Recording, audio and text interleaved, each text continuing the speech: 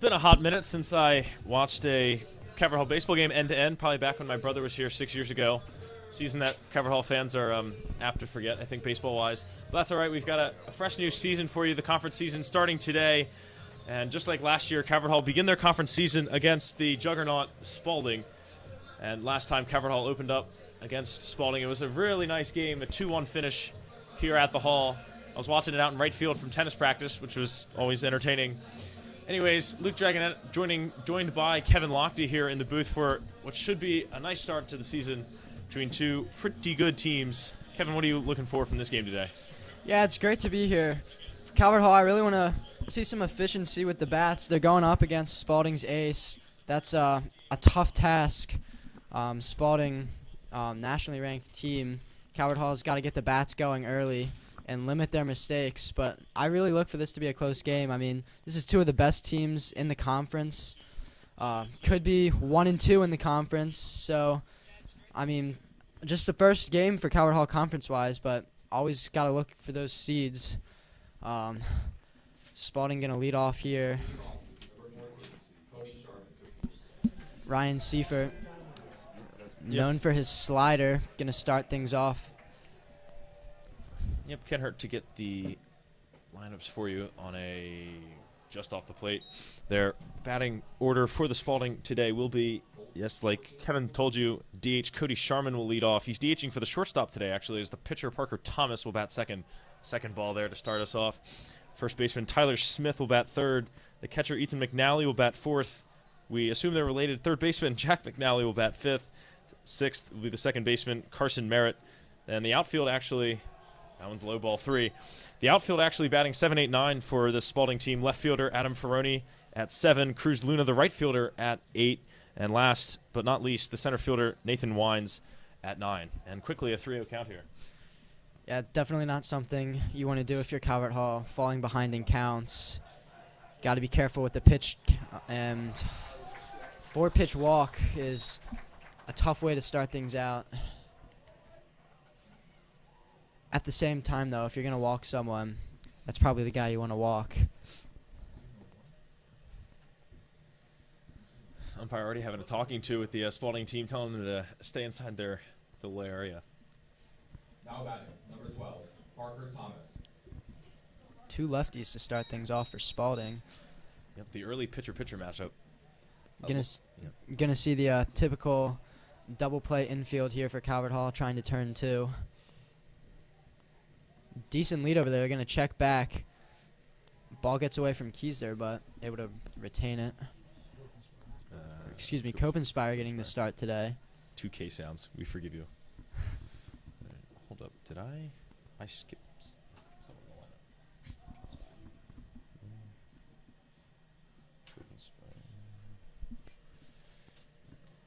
Seifert still looking for his first strike of the game. Not going to get it there. Oh, Kwiatkowski lost it. It was a good block there, but just unable to find it.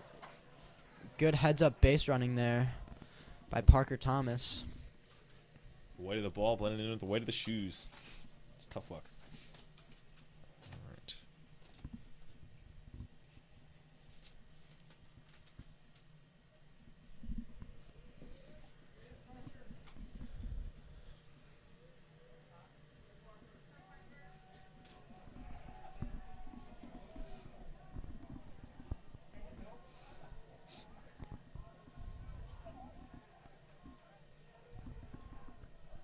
Here's the 1-0 from Seifert, again outside.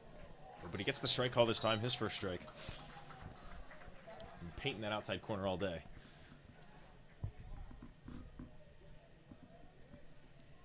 If you can get that fastball working on the outside corner of the plate on the lefties, could prove to be effective later in the game. Sets up outside again, and this time just too far outside, 2-1. Players already getting into it early. Already egging the pitcher, egging the batter. Middle infield not covering second base, so a decent lead out there. Now showing a little bit, but still not really. Yeah, I like this from Jake, trying to play around with him back there. Another outside one, 3-1.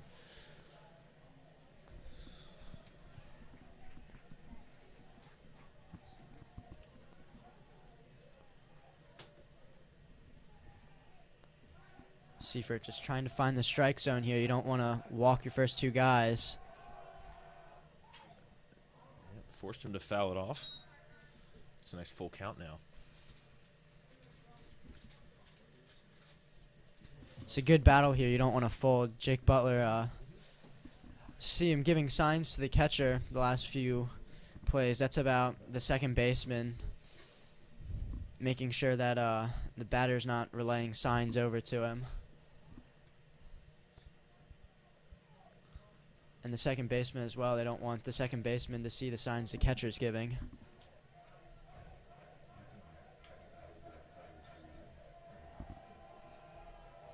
Outside setup again. Here it comes. Big pitch.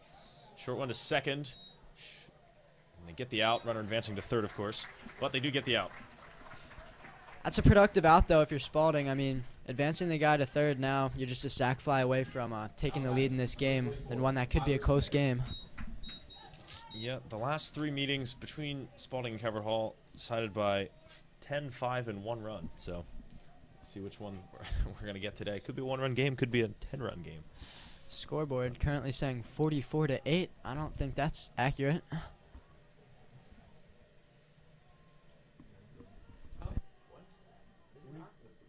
That's better. That's better. You are. That's right. We had Kevin's eyes were the ones that were glitching there, as number 44 is batting for Spalding.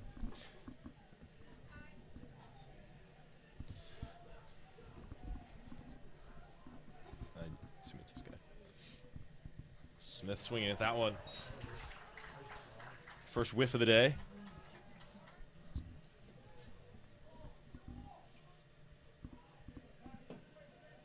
Had some good sweeping action away from the plate there.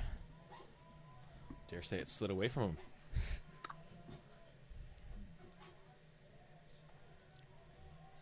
Here's the 1-1. Low and away. Behind in the count again. Good job by Kwiatkowski keeping that in front of him with the runner on third here. Calvert Hall would love to get an out here without giving up that run. You see the infield playing in. They're going to cut off that run at home on a ground ball. See, I was another one outside. I was a catcher before I switched to tennis somehow. I don't know how that happened, but I would fear playing catcher here because of nice stadium, but you've got a lot of space behind that backstop to take care of. Always played on, there's rec fields. You only got about 2 inches between the backstops, so you can always let them go and they'll come right back to you. Nice metal too. Nice pitch though to get another full count. He got him with 2 off-speed pitches. I would certainly not be surprised to see him go back to that again. He was well off both of those. Yeah, as you mentioned, it's a big backstop, but it is at least a brick backstop, so sometimes it rolls right back to the catcher. Ooh, just off. Well, I guess it sets up the double play, so it's not the end of the world. But the walk for Smith brings up the first of the McNallys. I don't know how many of them there are on this team, but we got 2 in the lineup. Now batting, number 13, Ethan McNally. It's got to be bad luck to have 13 on your jersey, especially when you're playing a big game on a Friday. Oh, I'm sure McNally would like to prove that statement wrong. We're going to have to see.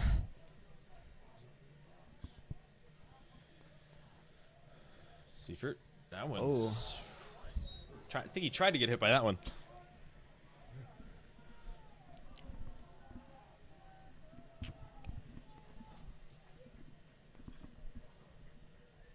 Calvert Hall certainly looking to get a ground ball pitch here, try and turn 2. Not a lot of speed over at first base. Quinn gets ready. There's going to be a good play at the plate here. Oh, they could try to get him at second. Yep. Couldn't get it in time, though. Spalding will get the run in on the sack. Copenspire, he caught that. It looked like he had a chance there, but on the transition, it looked like he bobbled it a little bit. You could see him hesitate there, and just a second there, it's going to cost you. Run would have likely count, though, anyways. Now batting, number 9, Jack McNally. I think the run would have crossed before the out. Yeah, I'd have to agree with you there, but would be nice to be out of this inning. Now you still have a runner in scoring position, so. Yep. Runners going on contact with 2 outs here, so they've got a good chance of scoring on a single.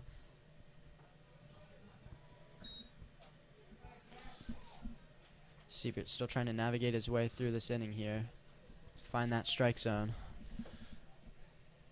Yeah, he's racking up the pitch count early. This is his 20th pitch, I believe. 2 walks and a pair of full counts as well. I guess one of the full counts was the walk, but it's all right.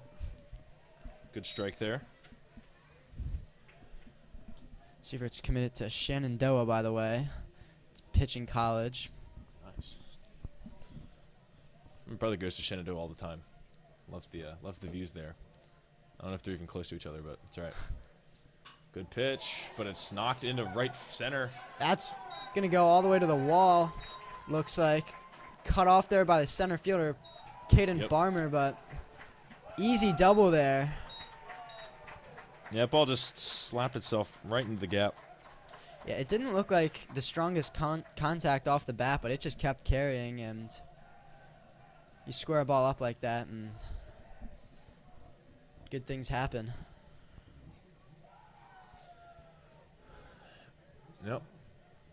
Kerr's coming out. Presumably, you would think to talk to Seifert, but he's actually gone straight for the ref or the ump.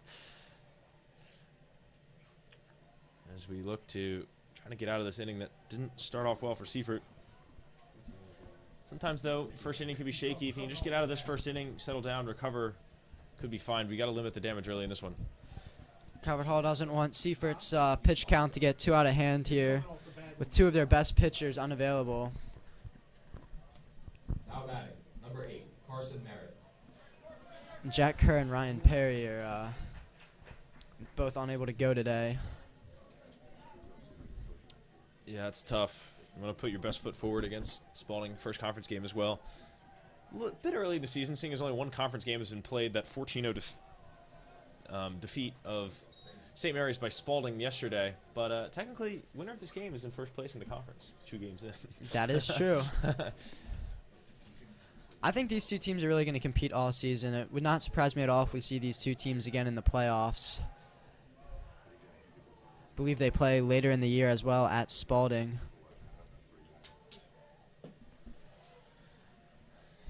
Seifert stepping off with McNally on second there. Kind of just got to worry about the batter with 2 outs. It's in his head a little bit, I think. This lineup is loaded with lefties for Spalding. Yeah. Not too common to see more lefties than righties in a lineup. Seifert, the righty pitcher, so you've got a lot of right on left matchups.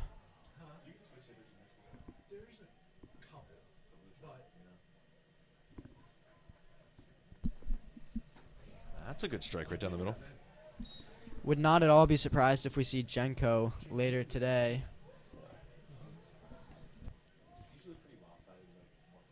I believe Jenko is a lefty. Lefty on lefty matchups. Probably favor Calvert Hall.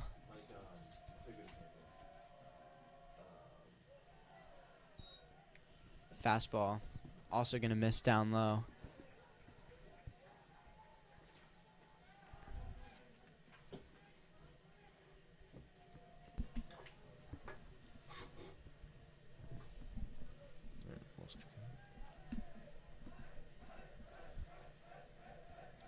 Here's another 3-1. That one cracked right at first, but it should be an easy step on the bag. Kubitspire getting the final out. Gets Seifert out of that inning that saw 2 runs on just 1 hit. No errors and 1 left on base. Right off the inside of the bat, good way to get out of the inning, and now the Cardinals going to look to the offense to put some runs up on the board.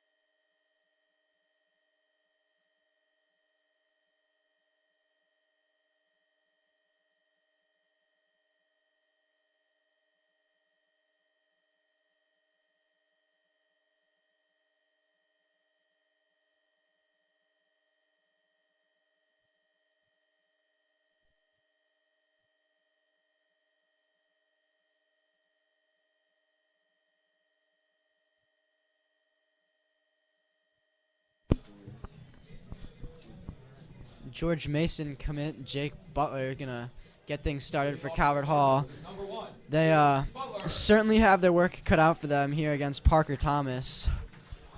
Thomas has an overpowering fastball and some great off-speed pitches, lots of movement on it, so he's going to be keeping these hitters balanced.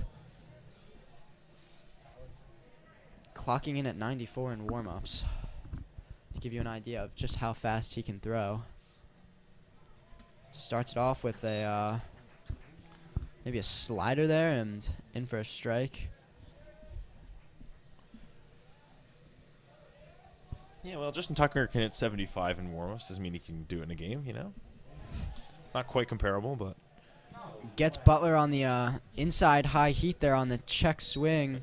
Yikes. Falling behind 0-2 quickly.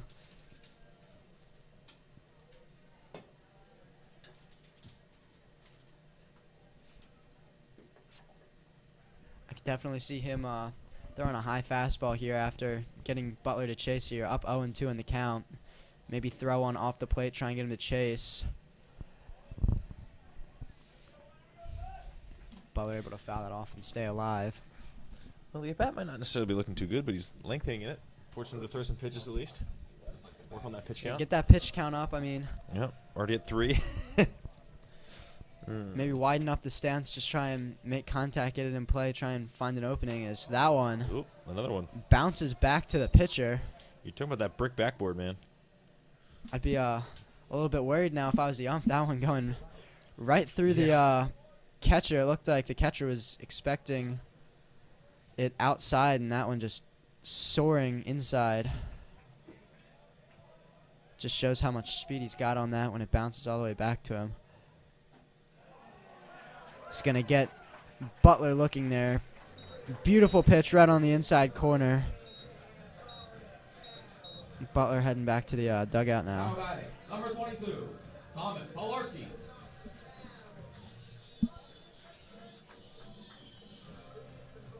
Polarski, one of the youngest guys to get a lot of play time on the team.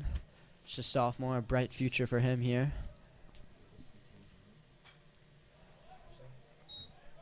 Good looking swing, that one. Someone's car, though, might not be looking so good after that one. Yeah, he fouled that one straight back. Generally, when you foul it straight back, it means you're right on it. So if you can just straighten that out, you can get Calvert Hall their first base runner.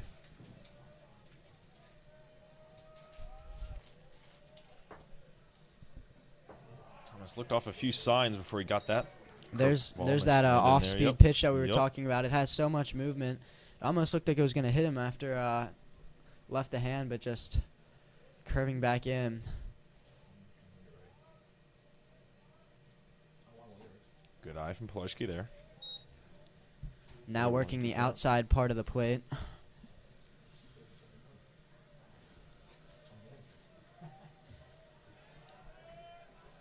After a few off-speeds, I wouldn't be surprised if we see a fastball here. There it is, and that's going to get him. Strike 3.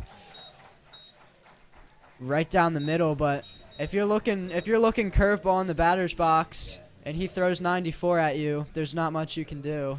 Looked like he was sitting back on a curveball and just got fooled on the pitch. Now, Calvert Hall turns to Garrick to try and avoid the 1-2-3 inning. He's been their best batter so far this year, batting over 700, believe it or not. So, great start to the year for him, but gonna fly out to center field. At least making contact. Tough start for the Cardinals offense. We're gonna see the defense step back out here and see if Seifert can get things working. Yeah, all zeros inning, 2 1-2 looking strikeouts, and then the one pitch flat from Garrick. So no runs, no hits, no errors, not much of anything there. And yeah, we'll go to the second. Hopefully Calvert Hall can at least win this inning.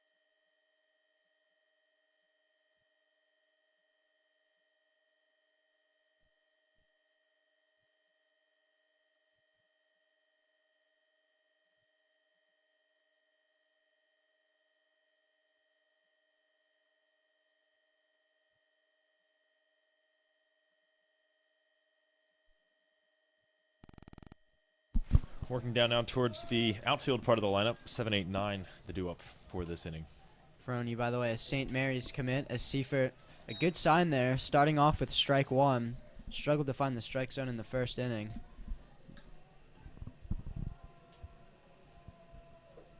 Getting right to work here. That's going to be another good pitch for fastball in there for strike two. Getting ahead quickly.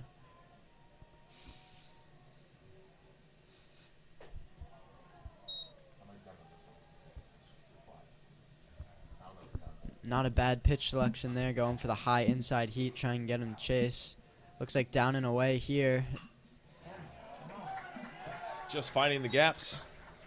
And another one in there for the Cavaliers. That was a great approach there by Ferroni. That pitch was off of the outside corner. He didn't try and do too much with it. He just made sure to get some contact and poked that one into right center. As a righty, you always want to try and drive those outside pitches opposite field. It's exactly what he did.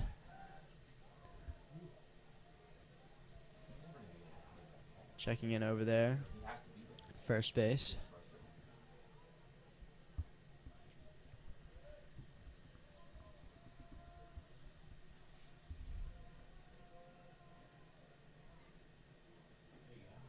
Nice softy will slide in there. Once again, getting a first pitch strike. It's a good sign. See a decent lead over there at first still by Ferroni. Yeah, he knows Seifert's thinking about him. He's showing no fear. Have to imagine he probably has some decent speed, given that he's in the outfield. Generally, outfielders have some good speed. Kwiatkowski would love an opportunity to try and gun him down at second.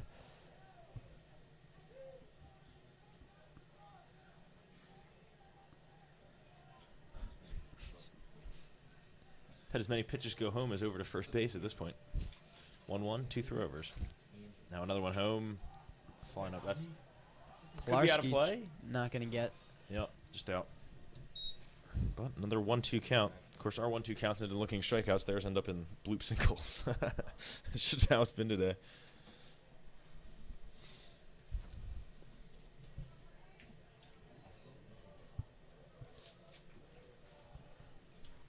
Another lefty batter with Copenspire over there on first. It's a big gap in there for him. Try and knock one through on the second base side. That pitch just missed from Seifert. Infield is in double play depth. Oh, got him to chase. Nice. Gets that first strike out of the game. Always looks better on the stat sheet. Yep. Now batting, number 34, Nathan Wise. Third throw over. Seems to be having a little fun getting over. You see his legs flop up at the end like a fish. Yeah, especially on a rainy day, just make the opponent keep getting down on the ground. Yeah. Rub it in a little bit. A lot of height in there in the batter's box. Hey, but he's not a lefty. So He is not a lefty. Can't say he's a lefty this time. And it's like your go-to line.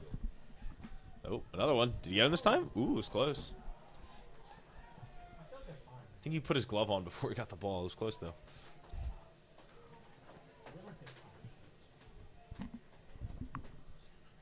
Another one home. This one on the outside corner. I'm going to let it go. 1-1. Here's some of the fans Well, not too happy with that didn't take one. long.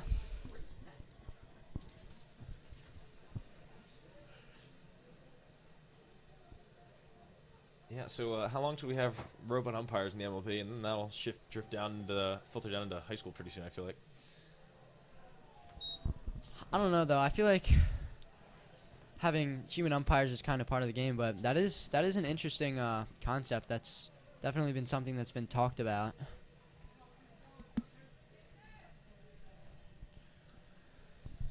Try, just be glad you have umpires. Don't get umpires in tennis, and which leads to, you know, kids self-officiating, which always goes really great. So it's all right. Rather have the somewhat unbiased opinion than kids calling their own balls and strikes. You know. Can we assume you're speaking from experience here? Yes. Oh, he got him. Goodbye. That was a good momentum boost. Beautiful throw there by Kwiatkowski. Not a good jump at all there by Spalding. And he also ran on the wrong pitch. Seifert throwing the fastball there. Easy play for Kwiatkowski, but nevertheless still a great throw. Good tag.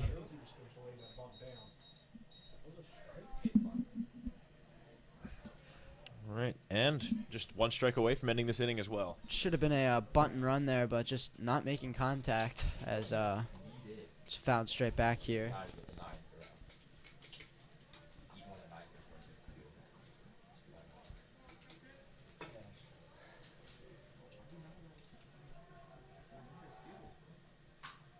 That one got rocked. Well, it's a good thing we got the guy off second because he would have scored from that. Good throw in. Safe double, though. It's a good piece of two-strike hitting. Got to give it to him. 35th pitch for Seifert. Was rocked about as far as any has been today. Looked like maybe an inside pitch there. Just kept his hands in and able to get the barrel to that one. As you mentioned, Calvert Hall lucky that they just gotten the guy out there at second base. Would have easily scored him. And another one that might score him. It's got some good spin to it. Hard for him to read up. And as he's fumbled it out there in center field, easy score for Spalding. And some back-to-back two-out hits. Thought they got away with the inning, but not to be. Yeah, I don't think that fumble mattered too much. He was running on contact there, so fair. Should have scored that. But it looked like hitter was looking for maybe two there, but thought otherwise. It's Coach Kerr coming out to talk to Seifert. Almost had a scoreless inning there. He's going to come out of the game.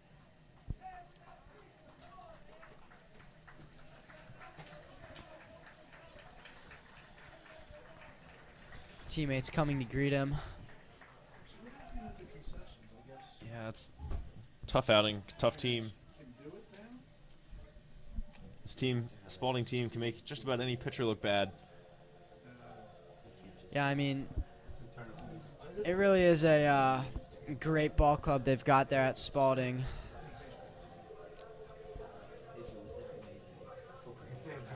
Absolutely destroying St. Mary's earlier in the year, and can kind of see why here. 3-run game in high school, though. This game is still certainly not over.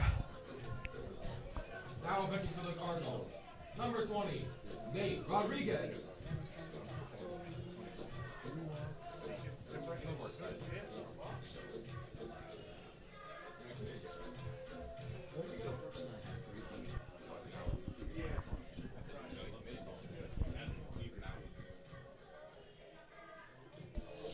You know, I think this song's in Need for Speed. Need for Speed Heat. I'm playing a lot of that recently. Quality walk-up song. Have the gas while you're pitching. I mean, that's great. In case you're wondering, gasolina is Spanish for gasoline. Yeah. I don't know if you knew that, Kevin. I don't know what language you take, but yeah, I take German, so I was actually yes, unaware okay. of this. So yeah, nice. Always nice. You learn something new every day, but not a bad walk-up song for a pitcher. You want him to throw gas. It's a term for a good fastball. So let's see if he can do that today. Seeing a lot of fastballs here in his warm-ups.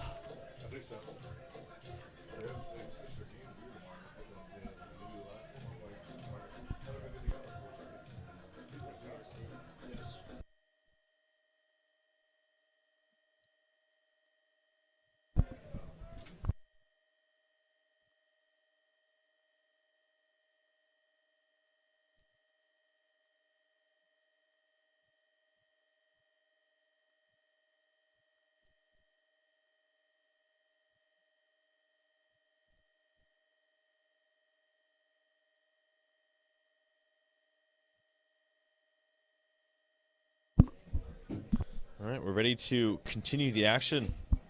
Pitcher v. pitcher, Parker Thomas. Now batting, number 12, Parker Thomas. So just to reset you, you've got a runner on first, 2 outs for new pitcher Nathan Rodriguez, first batter. Interesting walk into the box. Did a little shuffle step there. Runner's almost going, but hesitated. So I thought that was a pretty decent frame in my unprofessional catcher opinion. Did not get the call, though. One of the best days of my catching career was when a catcher came in and showed me how to frame balls, and man, I felt so good for my pitchers when I could finally get them some extra strike calls.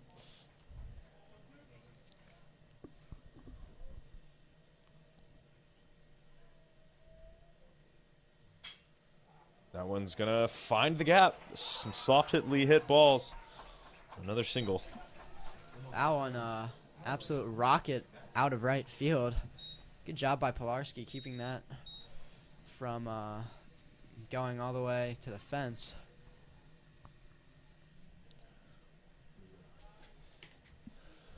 Now batting, number 44, Tyler Smith.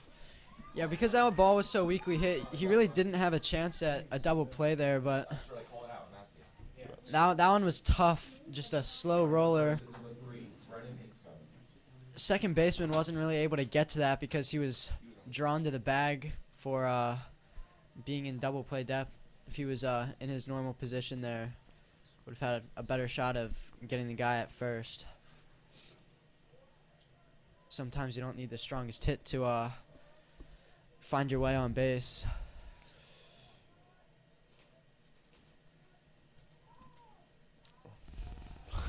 Rodriguez clearly bothered over there by runner at second. Yeah, just got to get the batter. One more out and you're out of this inning. I know there's 2 guys on, but I think you can just focus on Just Smith focus on there. the batter here and get out of this one. Smith walking last time. That's going to be low.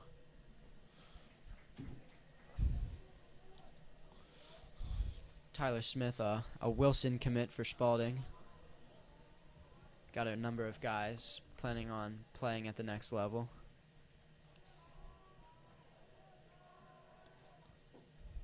That one low and or away. Not too sure about that one. Looked like a ball. 2-0 though. 2-0 first and second.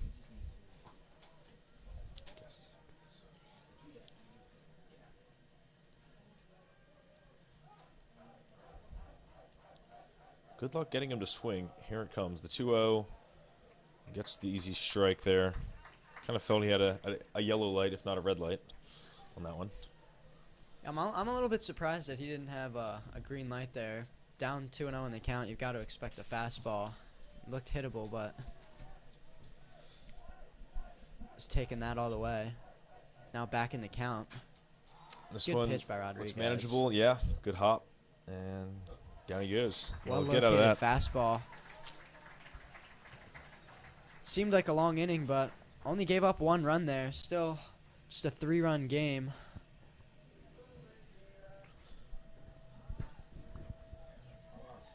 Yep, so Spalding will bat 6th that inning, leaving 2 on. They do get the 1 run on a trio of hits, I think. No, I think it's 4 hits. I can't count. Yeah, 4 hits. And the 2 left on base. There you go.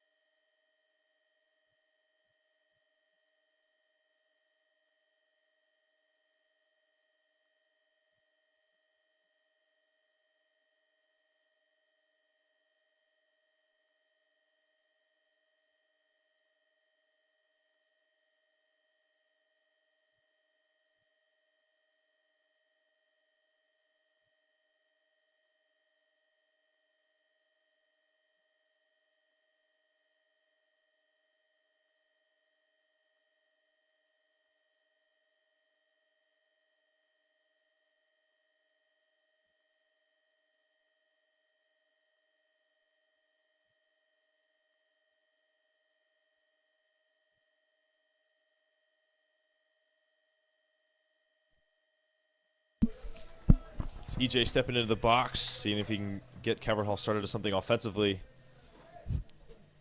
Coach Schwartz loves to tell me how much he loves Peeps, as he's called. EJ's got a very funny personality. Sat next to him in AP US History last year. A lot of fun. Do we have any backstory on this Peeps nickname? Coach Schwartz told me. I'll get back to you on that. Oh, that's gotta hurt. Immediately pointing to a spot you don't want to get hit in. He is in a lot of pain. Hopefully it hit him in the cup, but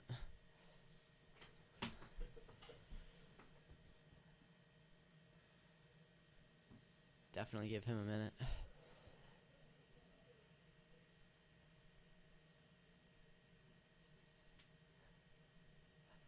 I guess you sort of called it earlier. You mentioned it's a tough job for the catcher when pitcher throws it that hard. If you get crossed up, miscommunication could be really painful. Yeah, I think I said that actually before the game. I was like, I mean, it's all sounds good if you got a nice pitcher who can throw really hard, but you got to have a catcher who can handle it. So. Delivering some pizza, huh? Thank you. Might need anything to drink. I'll take a water if you don't. Hope that he's okay. I'll take one too. I'll take my half-gallon cup. He's able to walk it off. It's a good sight to see. Thank you. Looks like he'll stay in the game. You okay? You okay? Yeah, hopefully that's just a stinger, as they call it. I don't know what you like. But get back to it. That's a very unfortunate foul tip, I think, from Hankerson there. I don't even know if that made contact. Yeah, I It forget. could have been. I mean, Yeah, maybe he thought he was going to make contact. Yeah, no matter It's what, tough. that was certainly painful. So yeah. I'll bring you back. oh, by the way, I'd like to give a little shout out to our cameraman, Luke Deutschman, manning down the camera, doing a great job here for us today. One of the many heroes of Zeal Week who helped his junior class get a win over my unfortunate senior class who will never win a Zeal Week. It's quite tragic. Hasn't happened since the 2018 class. Staying warm? Yeah, I don't know if we really needed to let the viewers know about this disappointing loss, Luke. But Hey, our job Yeah. is to tell the truth, man. Luke participated in the Family Feud event for Zeal Week and ended up giving an answer that was already on the board, so that was an amusing one. Nope. Okay, well. It's all right. back in the count now, 1-2. Oh, that was Could get a there. Oh, unlucky bounce nasty off the slider. brick. He would have been fine. Oh, he's gonna be still will safe. be Throw fine. overthrown. go Gonna all the get way a to second double off off the that. strikeout. Could He go might to be looking three. No, he's gonna Not stay going to push two. the luck there, but still, wow. He still was almost out at first because the bounce off the brick went right back to the catcher. But hey, he'll take it. That slider just sweeping away from the plate. I mean, that one looked like a strike all the way, and last minute just boom. That is a very tough play for the catcher to make, but at the same time, you definitely want to make that play.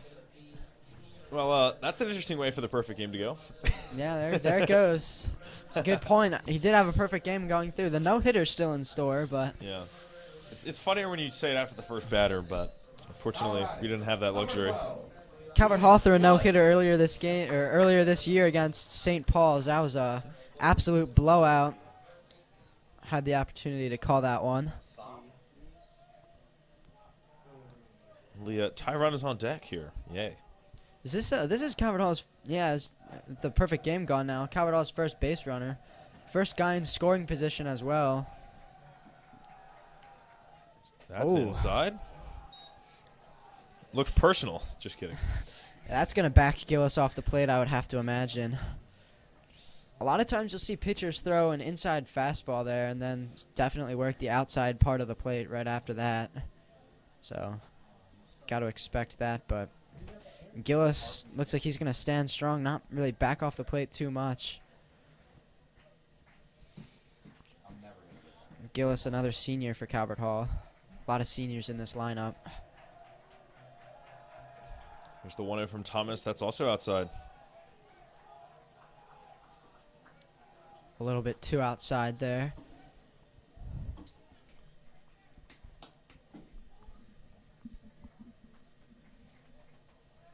12 on 12 here. It's one of those things you pick up when you're waiting between pitches. Random facts. Calvert Hall bench definitely getting into it. Gotta uplift the spirits of your players. Ooh. That's That one. not gonna help. Yeah. Buckling the knees there. Another great pitch by Parker Thomas. Curving that one back over the middle of the plate. After that off speed, gotta think maybe fastball here.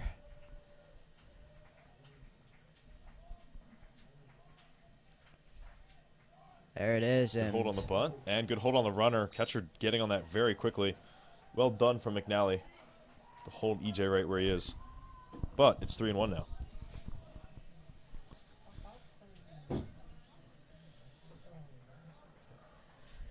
yeah, that one also bouncing its way to the catcher. He made sure to get down and block that one with his chest.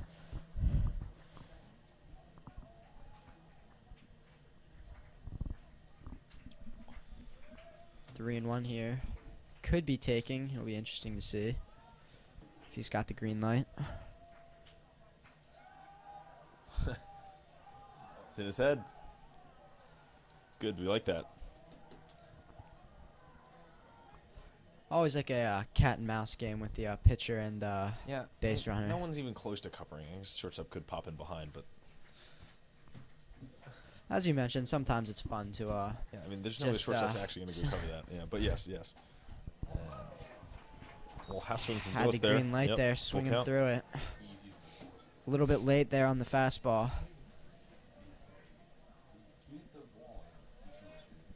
Got a full count now worked here. Love to get your second base runner of the game.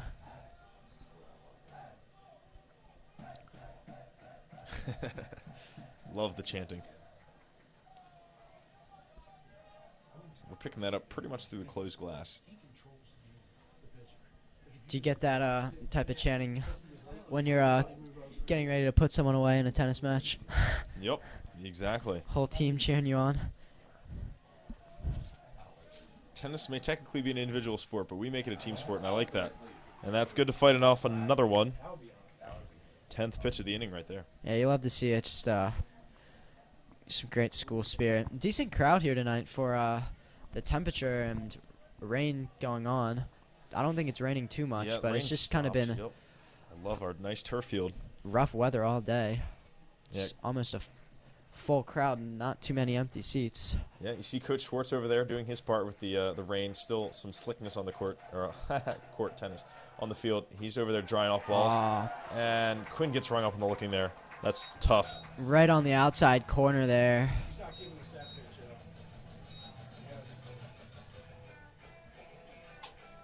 Now batting, number 4, Brennan Wojciechowski. Let's see if Kwiatkowski can avenge Gillis here. There's really not much you could have done with that one.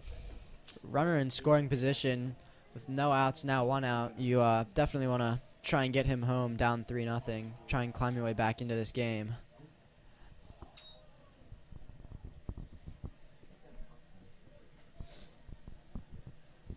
Kwiatkowski, a junior here at the Hall,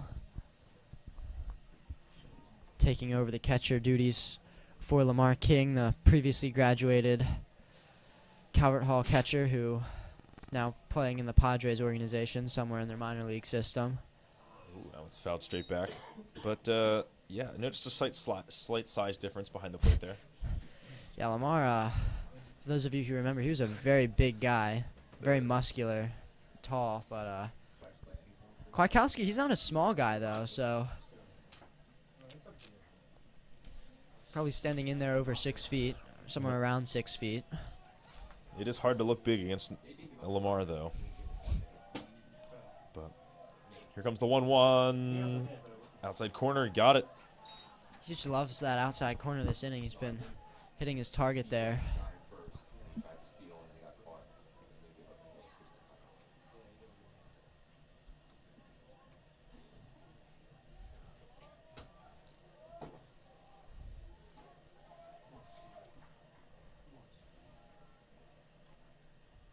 That one's way outside.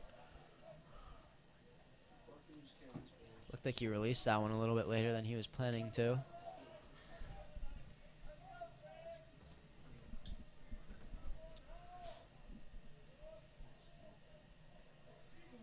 2-2 count here. Thomas, the 2-2, right down the middle, swung and fouled away. Nice catch there by the Spalding coach off the net. Nice reflexes. This will be the 6th pitch at the at-bat, 17th of the inning, I believe. Yeah, lots of foul balls. Starting to drive the pitch count up a little bit on Thomas. Yep, You'd love to get him out of the game as early as you can. Yeah.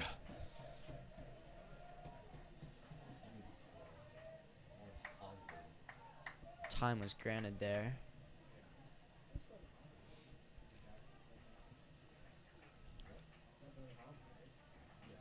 Witkowski is going to watch that one go by. 4 Another- strikeouts, all looking for Thomas today. Another outside corner strikeout for Thomas. Calvert Hall having a hard time catching up to the mid-90s.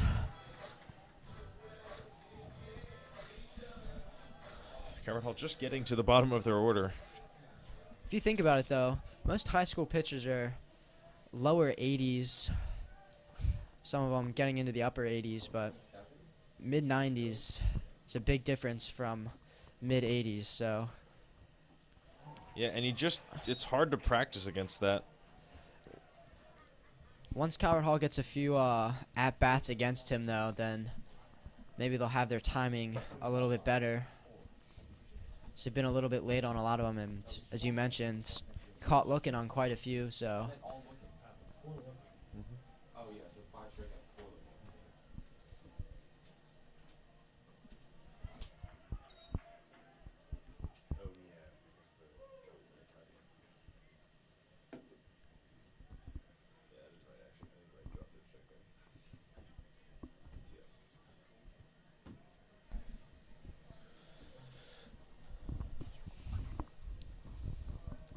Pites has worked up the 1-1 here. Let's see what he can muster.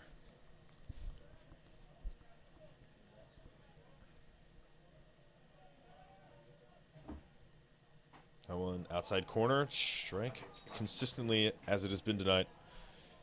The 20th pitch of the inning. I believe that's 30 overall for Thomas. Plenty enough to go the whole game if he needs to.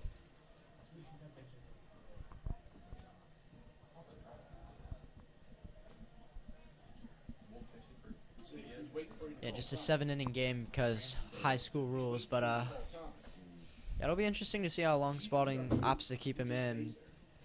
Right now, he's doing well with the pitch count, but you don't want to use him too much early in the year.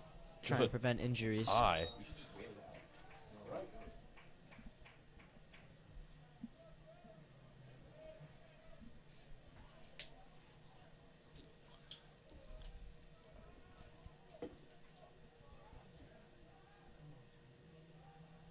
Yeah, it is an interesting tactic. The pitcher being very patient. It's been a long inning. Not that many pitches. Oh, got him on the strikeout there. I guess First technically, swinging. you don't hear this too often. 4 strikeouts in the inning. Yeah. Because EJ reached on a strikeout double, based on, or I'm guessing that's going to be scored as an is not a error, double. but he made it to second, so even though it's going to go in as an error. Yep. But yeah, 4 strikeouts that inning. The efficiency and the stuff still certainly there for the ECU commit. Now we're going to see Rodriguez step back out and try and keep this a 3-run game.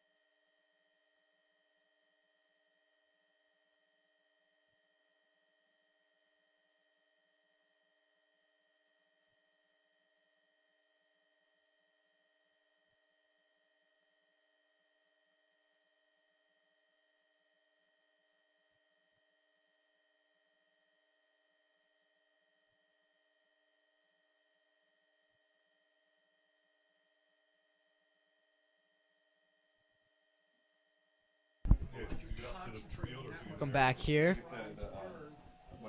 Top of the third inning now.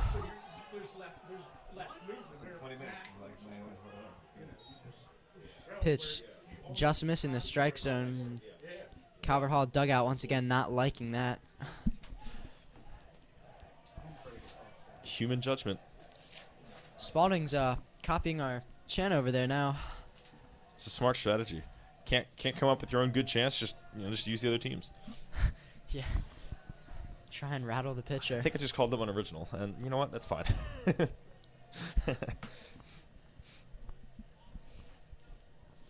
Well, I don't think microphones pick up smell, but it's starting to smell like cheese pizza in here. Ooh, man. It's probably It's good. because there is cheese pizza in here. Quite accurate. Yeah, I might have to take a bite in between an Is there inning. Big ZD coming in here? Yeah. Uh-oh. Ooh, man. Man, I was happy with those windows being closed. Might have to open it up so I don't die of hunger. Oh, that's a high fly ball. Should be Absolutely manageable. towering. Caden Barmer, Good work by Caden Calling Barmer, that one of the one. fastest players in this school. varsity football wide receiver and Yeah. a center fielder for Calvert Hall, so definitely showing off some speed. Now batting, number 9, Jack Well. McNally. They just committed to the Mount Pleasant area. Really? You need that close. Take the picture? Yep. Yeah. Sweet. Just been informed that Rodriguez is committed yesterday to Mount St. Mary's just as a sophomore. So he gets that slider working early.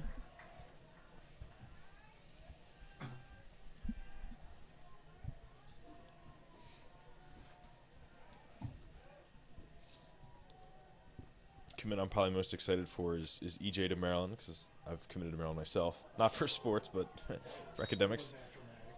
Yeah, that was drawn out, just like me when I flop in basketball, because I was always one of the best at drawing charges on my team. As a big man, wouldn't you be the one picking up the fouls? Hey, hey, hey, hey. Now I'm going straight back. It's funny. I was 1-2. actually pretty small in middle school, so I was usually like Really? a slashing guard, yeah. Small forward, slash guard is what we When I always called played them. basketball, I was standing in under 5 feet, so it's definitely the one not picking up the fouls. Yeah. It's the one getting the foul calls.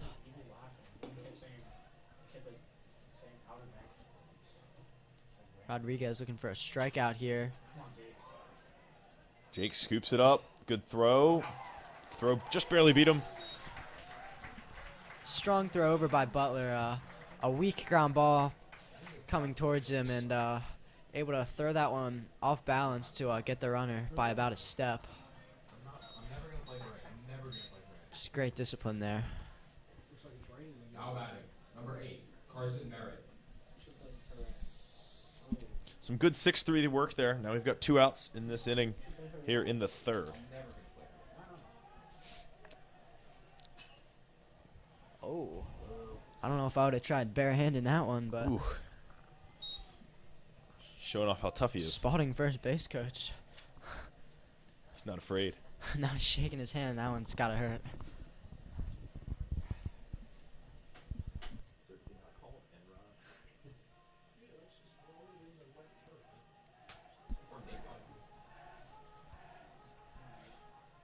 Here's the pitch. Nice one. Good From, drop in that pitch. Yeah. Should go by Enrod if he doesn't already.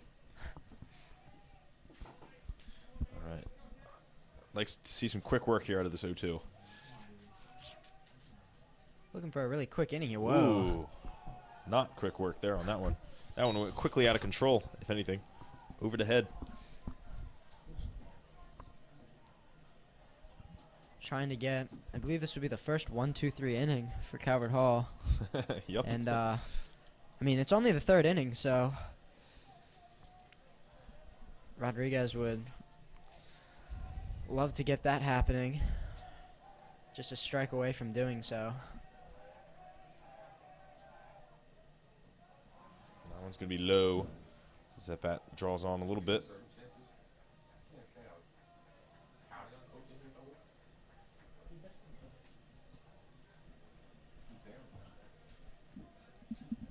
That's what we need, the bottom of the line. And it would be great if KD came out. Oh, that's a good pitch. pitch. And that'll get him out of the inning. Like you said, 3 up, 3 down inning. 2 runs in the first, 1 run in the second. And we're on trending right with 0 runs in the third. Probably means they'll get -1 in the fourth or something. I don't know. But a 3 up, 3 down inning. And not much drama there for you. We'll head to the bottom of the third. Calvert Hall, their third chance to get back into this game.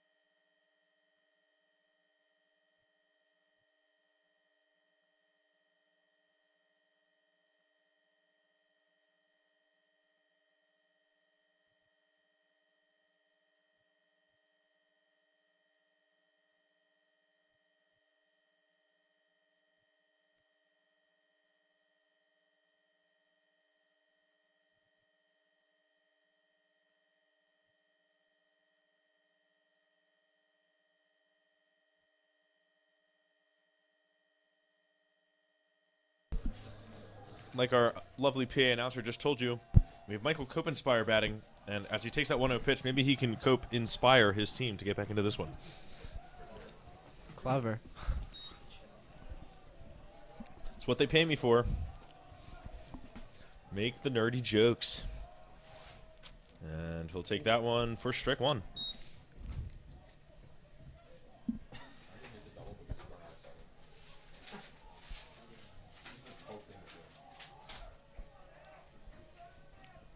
Thomas still in the game for his 4th inning of work, as that one off inside part of the bat, probably a stinger in the hands.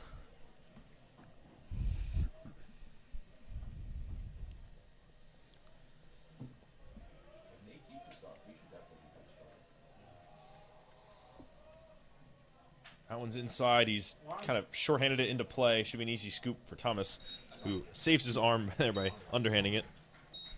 So a nice 1-3 to get this inning started. Thomas's 34th pitch, that one. And so we've made it to Caden Barmer. We've seen his running abilities. We've seen his football abilities. Now we get to see his hitting abilities. Hard to believe this is still his first at bat of the game, finally getting through the Calvert Hall order. An hour and 5 minutes into the game. That's baseball for you, though. There is no time in baseball. Baseball is on its own time, man. Not the case anymore in the major leagues with the pitch clock. Yeah, well. But, yeah, in high school, still no pitch clock. Yeah, one of the things I definitely noticed watching, the high school baseball with my brothers, and really just playing myself, the strike zone starts to expand as the umpire gets hungrier and hungrier. It's just a trend. You're not wrong. And there's another one. Didn't need an expanded strike zone to call that one a strike for 1-1. Barmer, another lefty. Kevin Lochte has a lefty love at the moment.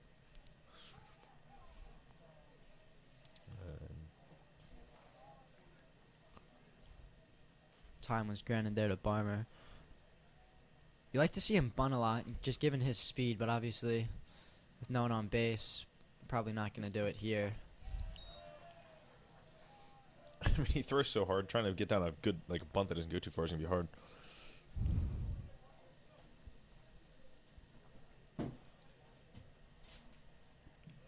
Thomas looks off one look. Now we'll go with a heater. And catcher's going to sit there for a nice long while before that one's let go for 3-1. Third baseman, though, still anticipating the bunt, playing in. Same with the first baseman. Both of them right in on the infield grass. Middle infielders playing that one's deep. inside. And they'll take the walk. Calvert Hall getting their first non-error base runner of the day. That will bring up Jake Butler, who had that looking K last time. To be fair, half the team has been victim to a looking K pretty much at this point, so it doesn't narrow it down too much. I would be surprised if Barmer doesn't if he doesn't run given his speed, but it'll be interesting since it's a great fastball that he'd be running on. So yeah, the counter argument to that is you're down 3, you need hits, you need lots of hits. That was closer than it could have been, but Barmer's back safe. When you're playing a good team like Spalding, though, I like when you're aggressive, though. So I think would not be a bad move at all to send Barmer. Here comes one. Pitcher sent that. That is a well beyond a check swing. And we've got the first strike on Butler.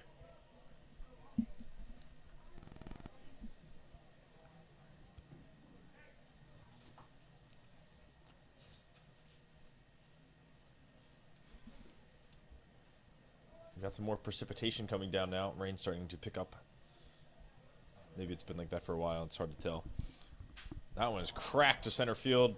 Looks Retreating. But he's on. Oh, he slipped and falled. It's slippery out there. So it's going to turn into a second and third situation. Hit or error, take your choice. It doesn't really matter. Yeah, and he had to retreat to get after it, and then he just slipped as in the final stages of that. Like I just mentioned, the rain. Commentator's curse. We'll take it, though. It looked like he lost it in the air as well. He definitely slipped. Yep. Just kind of a double whammy there for the center fielder, but Calvert Hall will certainly try and take advantage now, second and third.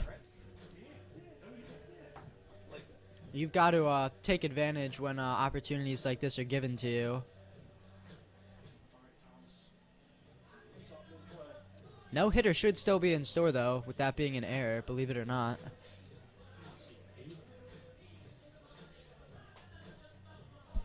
Coach Schwartz having a nice conversation with the umpires. He continues to dry these balls all so the pitchers can pitch them. It's the only real challenge with this field, though, in the rain is just keeping the balls dry and the mound dry. Even the mound used to be dirt. It's not even dirt anymore. So really just keep the balls dry, and you can play through anything but a downpour and a storm. And I'm glad because I want to be calling this game on my birthday. So, yeah. That one confusing. Low and away. So Pilarski up 1-0. Yeah, happy birthday to you. I mean, where else would you rather be than calling a great birthday game? Yeah. I was gonna say I thought they were gonna Good game. postpone this game, and I was like, oh no. I've been looking forward to this one for probably a few months now. So Certainly an exciting game going up against Spalding. It's always a great matchup, as you mentioned before. It's frequently a close game, and you should know that both of these teams will likely be seeing each other again in the playoffs. and with that, it becomes 2-0 now to Pilarski. It's a big at-bat here for Pilarski. Base hits could potentially score too.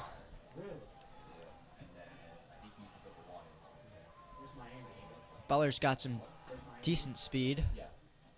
Right down the middle, big Over cut, at no good. second. Yep.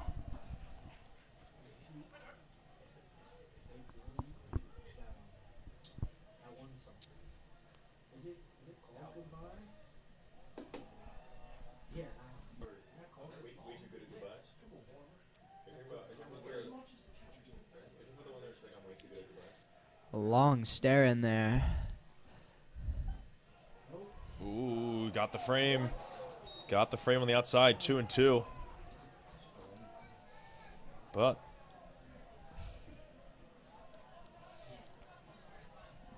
to be fair, we're now deep into the 40s. pitch count. They're making them work at least, but really what matters more is getting these 3 runs here. Looks Not what he wanted to do, although this could be trouble. Oh, he dropped it in foul territory. So it's still 2-2. Another missed opportunity there by Spalding. They should have had that one. Buying Calvert Hall 2 extra outs. We'll see if it costs them.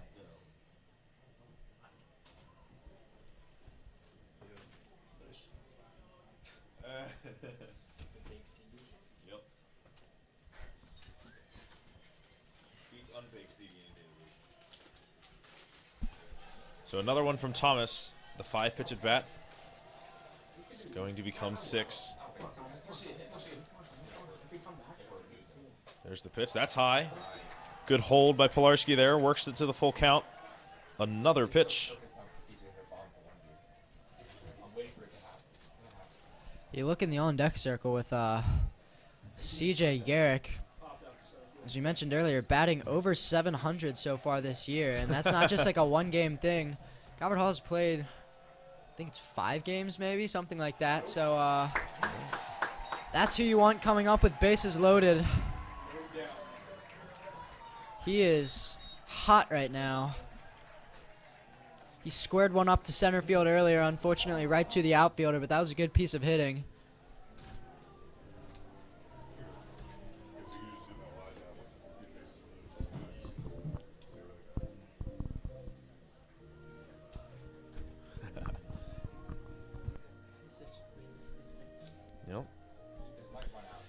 Thomas now at 49 pitches now, so. But in a way, bases loaded might be setting up the double play. You got to be careful of that. See if Garrett can at least again send one to the outfield, send one in between the outfielders. Better yet, as it continues to rain here. Got the Jeopardy music going as we talk it over.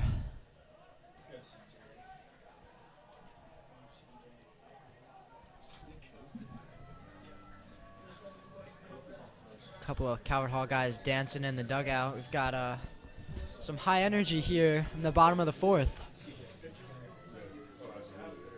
Huge RBI opportunity here for Garrick.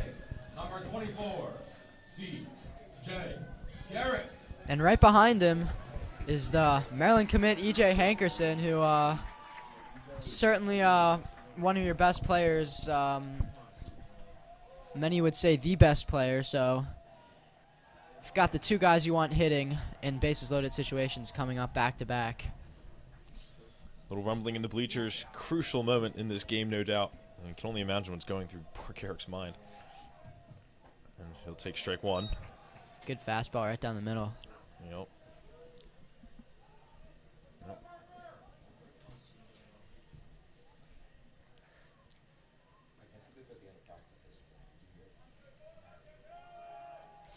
Garrick also a pitcher for Calvert Hall.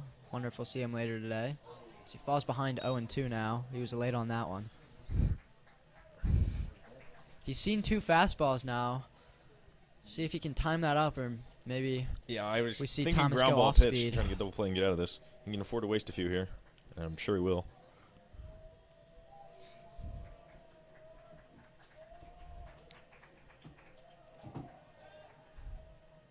No, he goes right back at him. Gets the strikeout of Garrick. It's a filthy slider right there, just sweeping away from the plate. Got Garrick to chase. Hankerson now Number 5, up with 2 outs. J. Hankerson. A little demoralizing, that one, but it's good pitching. See if EJ can get the job done.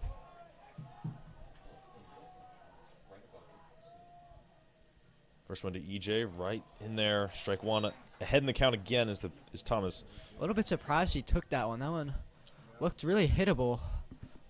But still 2 more opportunities to work with. That one just slipping out of his hands. Yeah. That'll be a ball right back. I think the rain had something to do with that one. can see him wiping the side of his pants, trying to get a little bit of a better grip there. May as well just stick your hand in the pine tar that we all know is behind the mound. Just kidding. I'm just kidding. That one fouled away. 1-2. One was coming right for us. Amen.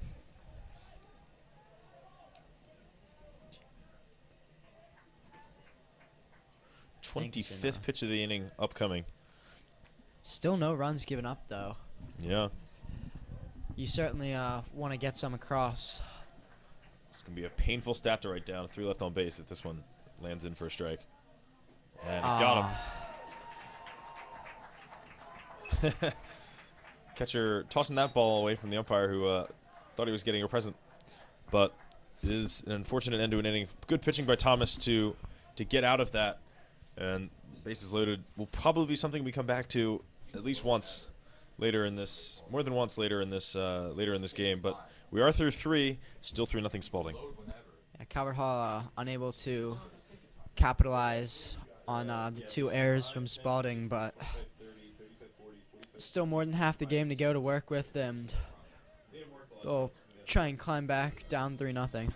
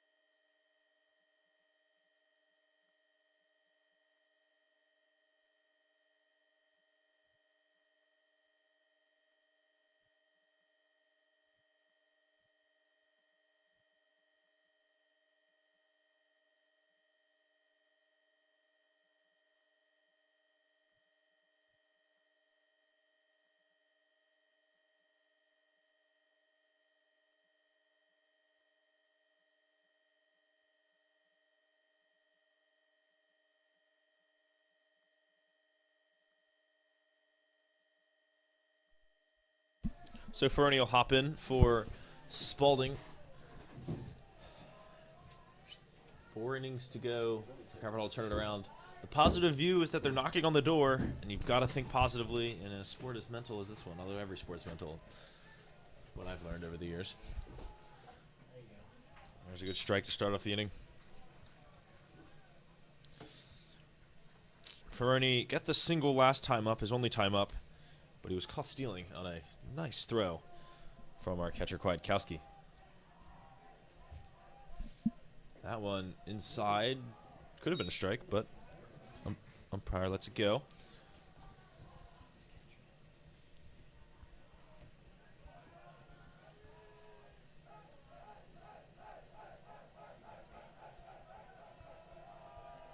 Here's the 1-1 right down the middle. That one, again, just a soft hitter into left field. Butler unable to get there. Garrick scooping it up, getting it back in quick. So it's just a single on that softly hit looper. It's just frustrating. They're not getting great contact. Yeah, that one just a little bit too deep for Butler, but Hankerson playing deep in left field, he had no chance at that. So once again, finding outfield grass without a really powerful hit. Possibly. Depends on. There's no pitches now, right? Oh, no.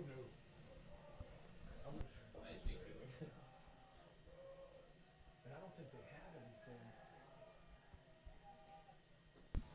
Loops off the side, outside. So 1-0 to Cruz Luna. Do not see the Luna tonight. Anyone see the moon anywhere? Nope. I do Luna not, being but Spanish for moon, Mr. German. I did know that one. Okay, well, that's good. If you look at the lights, you can tell it's really coming down right now. Well, I mean, It's tough pitching conditions. Curley on Monday, and then John Carroll on Wednesday. So they want him to go against John Carroll. Yes. Yeah. So they may keep him. Rodriguez now struggling to find the strike zone, falling behind 3-0. You know, interesting point brought up. We got pretty much producers sitting behind us helping us out. But if you're thinking about Thomas and pitch count of 56 through 3, if they wanted to go against John Carroll, who's probably the third part of the baseball triumvirate at the moment, if you want him to go on Wednesday, maybe think about limiting his pitch count if they can establish a lead. See where that goes. It's an interesting storyline to keep track of, though. 3-1 in the moment, though, in the present.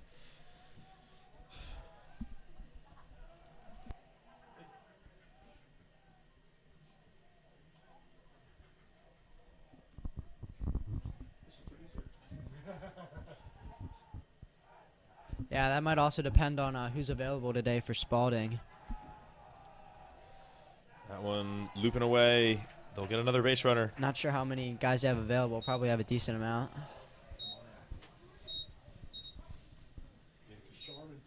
Looks like someone's heading over to the bullpen for Spalding, by the way. As we just mentioned, maybe pitch count being an issue.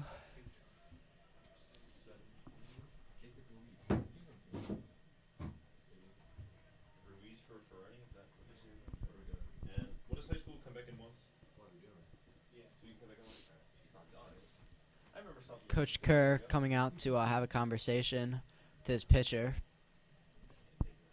See some action in the Calvert Hall bullpen as well. Not exactly sure who that is. Don't have the angle, but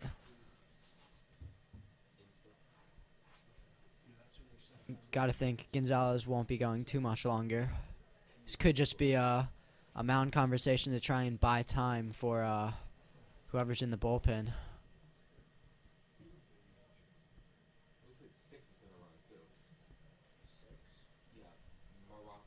Yeah, Rodriguez up to 25 pitches. But it's tough when you have to pull the starter in the second inning for sure. Batting for Spalding is number 34, Nathan Wines. On second is number 17, Jacob Ruiz. And on first is number 6, Braden Morocco. Wait, they pitch run for first, yeah? Morocco for the Luna. You guys heard that a double pinch running substitution there, read to us by PA announcer Peter Kelly. You might recognize that name from basketball or football. I did a number of games with me for that. Yep, infield in. This is getting very into the complexities of baseball strategy right here.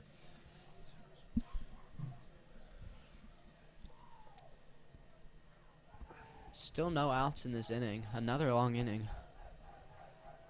Keys is playing way, or Copenspire is playing way in as the bunt is being shown. Pulls away. Gonna fire down to second. Right idea. Does get the strikes. That's 0-1 to Nathan Wines. Another ECU commit, by the way. Joining his teammate. Electrical Pitcher. cooling unit? Oh, Eastern Carolina, sorry. Showing bunt again. We're going to see Copenspire way in. He almost... Tries to lay it down the third base line. Unsuccessful. Yeah, he knows it's coming. It's funny how he just basically just threw it into his bat and was like, all right, we'll see where this goes. It looked as if he was aiming for his bat. But 0-2 it is now. 2 strikes. He's going to be swinging away here. That's what the purist in baseball would say. I've seen a few 2-strike bunts myself. Why not? There's a high fly ball. That's going to be Towering infield pop-up. fly, I would assume. And Yep. you saw the ump give that call. Yep. Butler making the catch anyways. Good practice, right? Nope, that's... Yeah. Catching it in the rain in the night sky. There you go. They get the out. Take them however you get them. Rodriguez going to ask for a new ball. All right, so you've got one out, and you've got Sharman coming up. Top of the lineup coming Yeah. up. Yep. Cody Sharman, a Seton Hall commit. Going to be playing baseball in the Big East for the next 4. Oh, nice. That's where Maryland's basketball coach is from. That is Kevin Willard. Gotta love Willard. But Sherman 1 for 1 with a single and a walk. And he'll take a strike to get us started. That was beautifully finessed into the zone. He's not the biggest guy, but definitely very talented.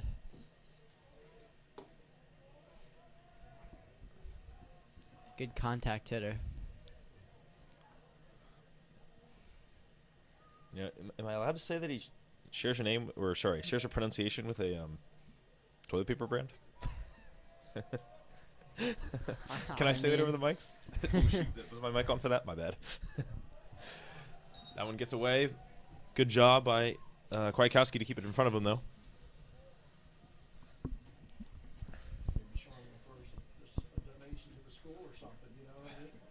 Well, you're right. I can't talk about it. No, see, I can't talk about it, but I can sing about it.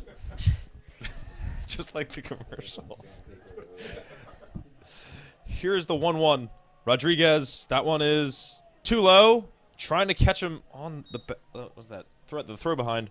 Doesn't get it again. It's 2-1 now, though. The ball. It's the second throw down by Kwiatkowski this inning.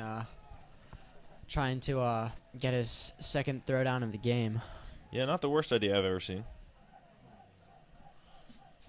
But let's see if Rodriguez Not can a just very get the big out lead here. at second for not being covered.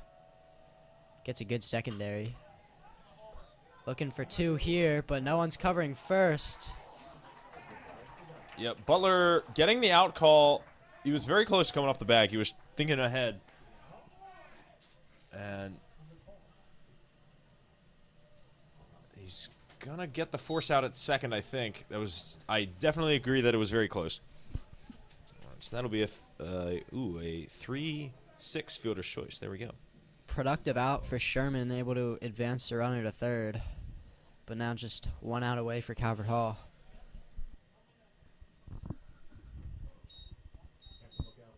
Now batting, number 12, Parker Thomas.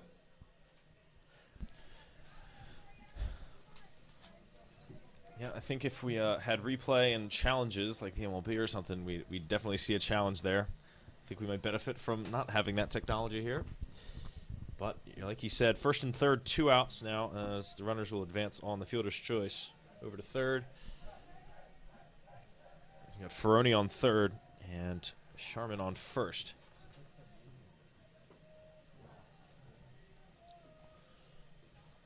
Everyone in the infield playing deep with the exception of Copenspire, who's covering first.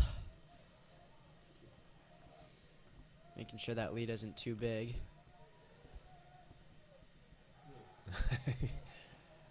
There's the throw over. Well, the good thing is if doesn't have to worry about the runner 90 feet or 270 feet away from scoring. If he can just work a good strikeout here, good out, get him out of the inning.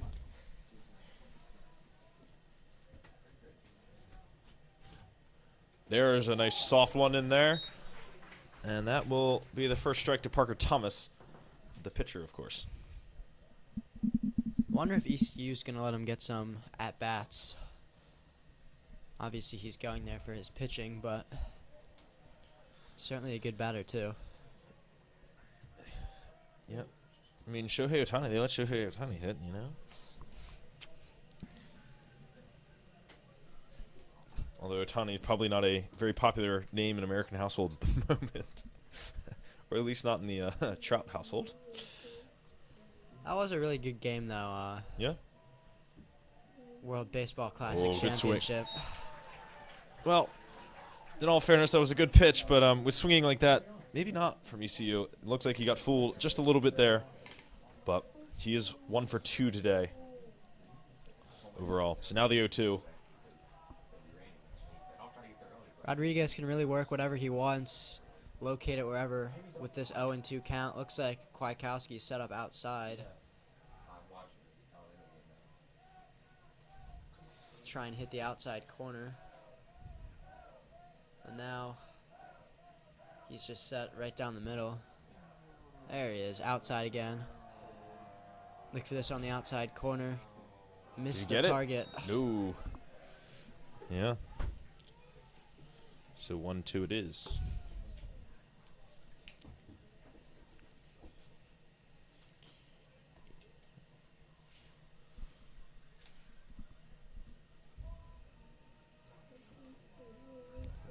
Another throw over. Don't necessarily need that with 2 strikes and a runner on third. But hey, want to keep him honest. Honesty, very important policy. The best policy, one might say.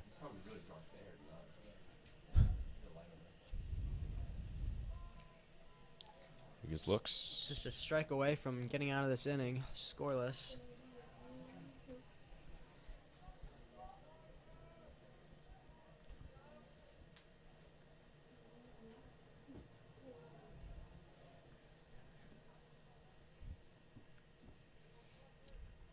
Will a 1-2 finally come this time? He threw over last time and stepped off last time he set. And this time will be a throw over. Not even convicted.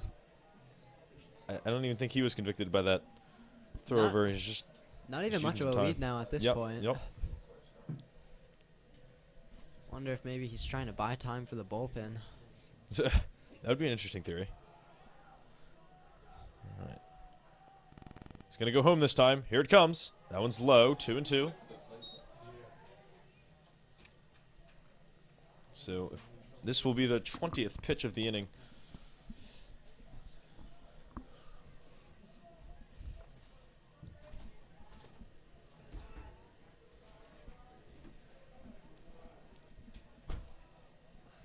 I think to consider the combination of getting colder and getting wetter starts to freeze your hands off.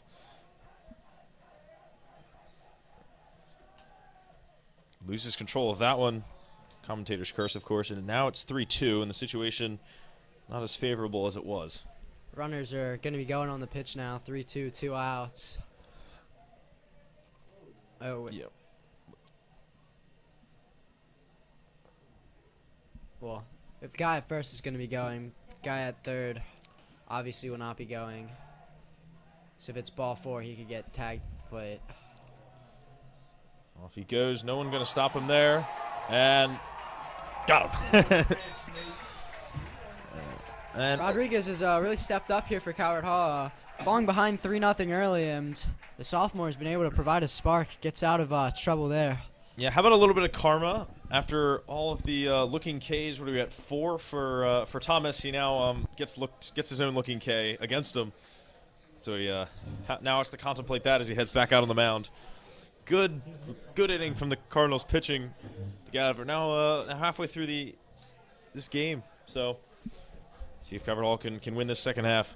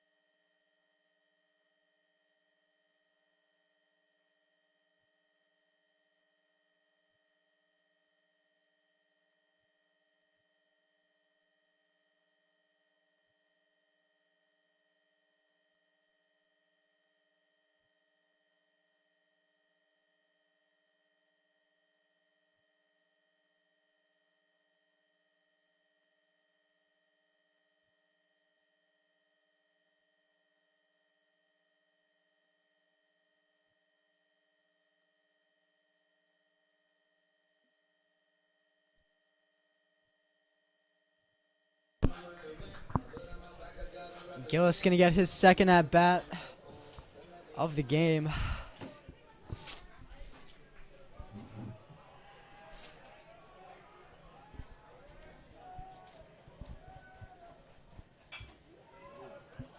That one headed for the parking lot.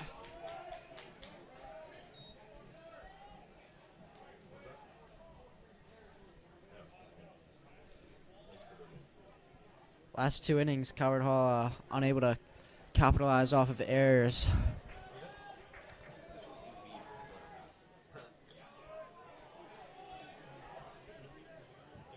Pitch just missing.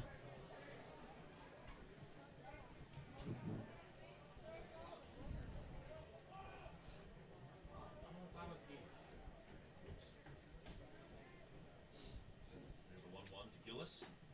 He will. Ooh, the outside corner not in their favor this time. Another pitch on the outside corner just missing. Oh, wait, my mic's not on. I was about to say, they've been getting that corner all night. Of course, my mic was off, so no one heard me, but. I didn't know how to do the batter. And that one is inside. What do they call that? Like flexibility check? There's a better term for it. I can't remember what it's called.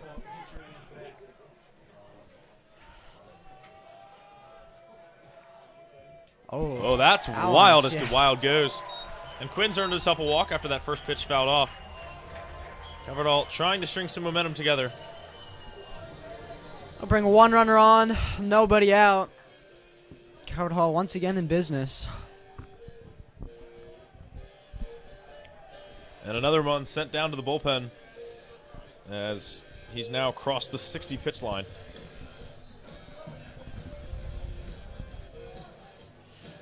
Catcher having a little conversation with Thomas once more.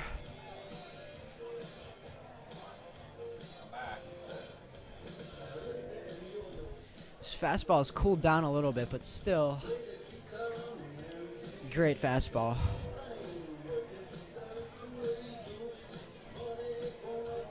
Now batting, number 4, Brennan Kwiatkowski.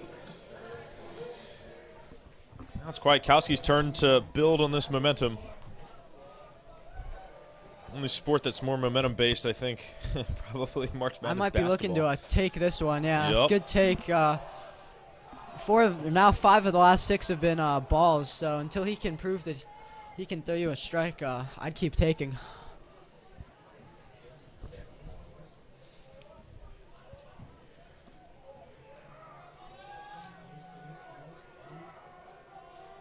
That one's inside Almost and hits gets away. Almost to the catcher's disadvantage that he got a glove on it because it rolled so slowly to the back. Willis probably could have walked there.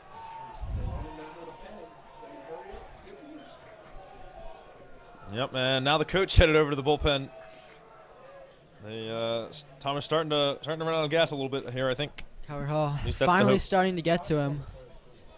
Starting to get to himself, I think he can. Yeah, but yeah. We've had a number of walks. Have we had a base hit yet, though? This game? For Calvert Hall. Mm-hmm. We had Jake's double. Oh yes, that's right. That's right. Only But given yeah, up a few just the hits. one. You're right. Doesn't seem like that. Calvert Hall's had a lot of base runners. Yeah. And 3-0, and really getting into it now is the Calvert Hall side of things. That's good to hear. This is likely the last batter for Thomas here. He just can't find the strike zone anymore, and definitely See what worn you out did at there. this point. Yeah, you said Thomas and thought Pilarski. Yeah, it's funny.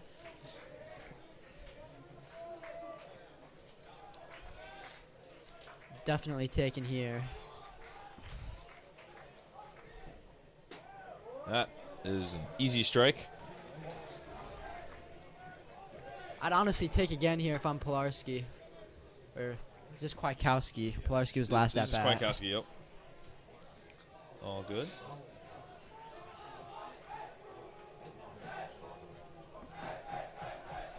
This is the 66th pitch. And it's a strike for Thomas. Thomas trying to fight back, bringing this count full after falling behind 3-0. Love to get this out.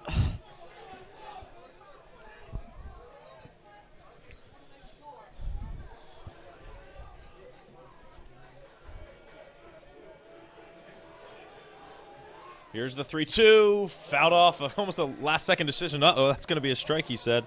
And he whacks it away. Able to stay alive, though. Best hitters always foul off those tough pitches. Fun fact, I think Act 1 of the Addams Family, probably closing right around now. The opening night for the musical was tonight. I was told to plug that. Yeah, it's a good production. A lot of very talented actors there. Kwiatkowski gonna go down looking. That's painful. Speaking of production, that's pretty good work from Thomas there. An expensive strikeout, but he eventually gets it. A little bit surprised they're keeping him in the game here, but gonna give him another chance. Yeah, good pitchers fight back. He's proven he's pretty darn good here tonight.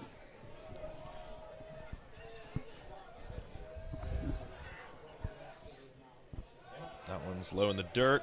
Heading the count again. Spites.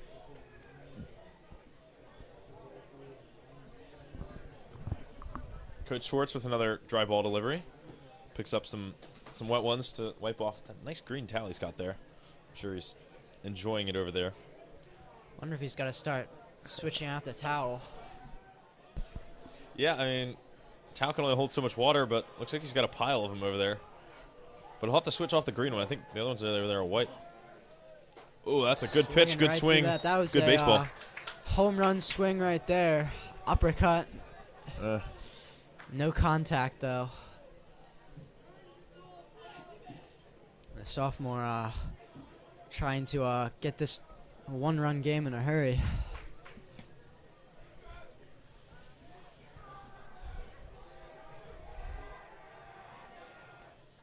That's a good look, and it's through one man, and not even going to try to get it, as unfortunately it's bouncing through the legs there of Jack McNally over there. They call it the hot corner for a reason. That one was hit pretty hard, and just a short hop right in front of him, and took an unfortunate bounce for him, unable to corral that.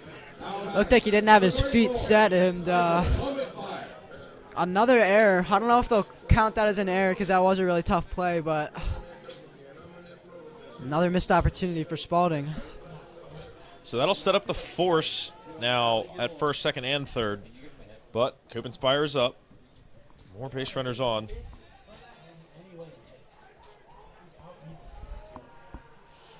One out, third straight inning, runner in scoring position with one out. Cope Spire would love to do some damage here. The junior first baseman splits time with senior first baseman Connor Keys.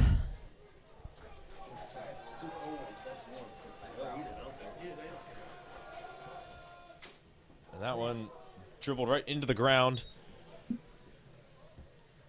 So it's 0-1 after that one.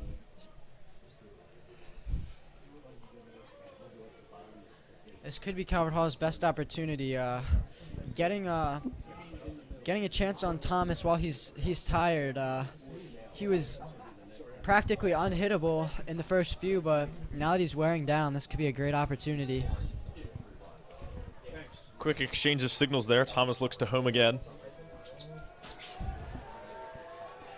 So another exciting inning building itself up here. Can they make it count? That one sits right down the middle. Right into the parking lot. Oh, whose car was that? You can hear the crunch from here. Just kidding.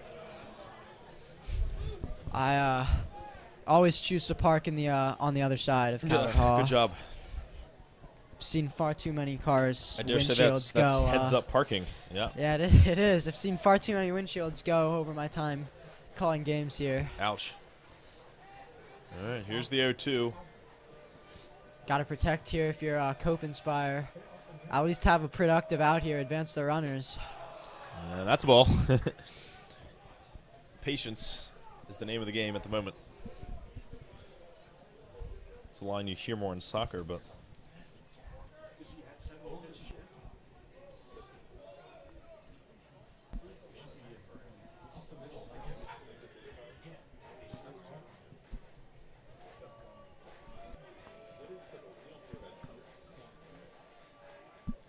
That one also outside. Center fielder shifted right, so center field wide open for Copenspire to put one out there. Left fielder also shifted right, so if he pulls one down the left field line, that could also be a double.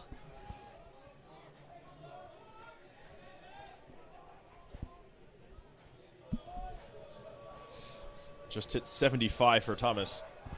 Here's 76. Gets the strikeout, a second out. And as we continue to monitor that pitch count, as he gets yet another strikeout, I mean, I'm not going to worry too much about his pitch count if he just keeps getting these outs, but it's strikeout number 10 plus the drop third strike. You can count that as an 11th. He's done a good job battling back. He's fallen behind these last few innings, but he's found a way to get those strikeouts. I mean, those strikeouts are probably nearing the double digits at this point. He keeps finding a way. We'll see if he can do that once more. Now 1 out away from this jam he found himself in with first and second, no out. So here's Barmer with the bottom of the order. Tough bottom of the order it is, though. You see Barmer leading off a lot of times for Calvert Hall, but tonight in the back of the lineup.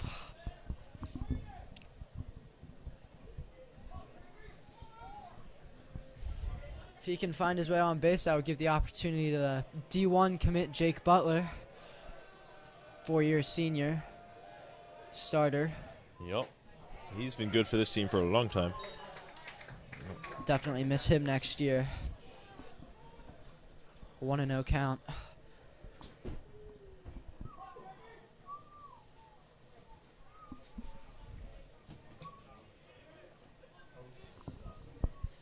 We await pitch number 79 from Thomas.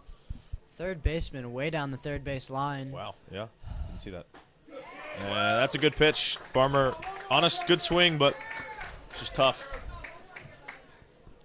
With 2 outs, you really don't want to bunt, but with him so far down the third base line and the speed of Barmer, I really don't think it'd be a bad idea to try and lay one down the third base line. Well, we're going to see a little extra from Thomas on what could be his final pitch of the night. That one's outside, 2-2. His fastball has certainly lost a lot of steam. He was really hitting that outside corner a lot earlier today too now. Fading a little bit off outside.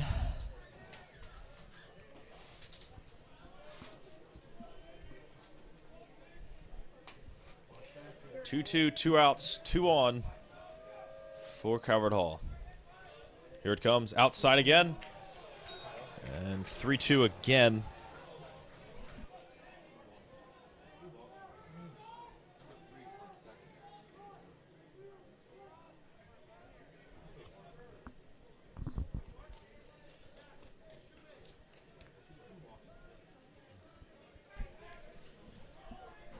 So how is this going to turn out? The 5th runner left on base in 2 innings, or will we load the bases for the top of the order and potentially a new pitcher?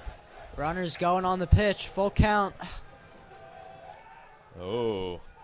There's no one within Not a bad 10 idea. feet Yep. of second base for Spalding, but just checking in knowing he's going to be taken off. Single should score at least 1. As you mentioned, walk loads the bases for the top of the lineup. Obviously, the out would end the inning. Been a hot minute since a run was scored. We could see a good one here. Got the strikeout. Strikeout 11, really 12. And that is a rough end to an inning that showed some promise early on. Thomas getting out of another jam. And we end the 4th. Still 3-0 Spalding. 5 straight half innings without a run. He just keeps finding a way to get out of those tough situations he's finding himself in, working those strikeouts. Good job there. As we head to the top of the 5th.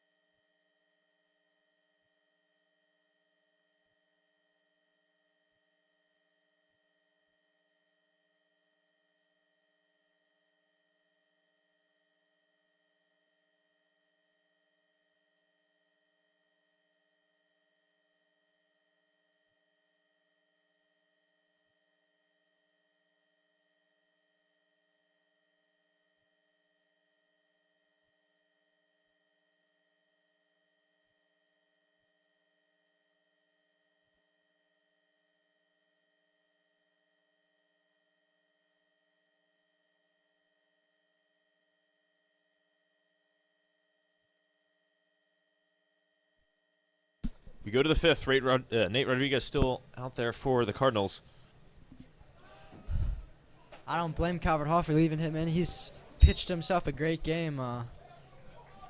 Couple scoreless innings. Able to get out of a jam that he came into when Seifert came out. Yeah, since he's come in, just 4 hits. This is a team full of D1 hitters too, so 4 hits is nothing to be ashamed of. Yep, 3 strikeouts as well. I'm sorry, I didn't. I'm blind. No, just 2 hits since he came in. Misread that. Apparently, I've forgotten how to scorekeep, which I kind of have in the most recent years. It's been a while, a bit rusty. Figured it out though. Rodriguez has been working that outside corner all game with that slider and fastball. That one right down the middle, just high. If I say right down the middle, I think would be your opinion of. Referee had a different opinion. Umpire, whatever they're called in this sport.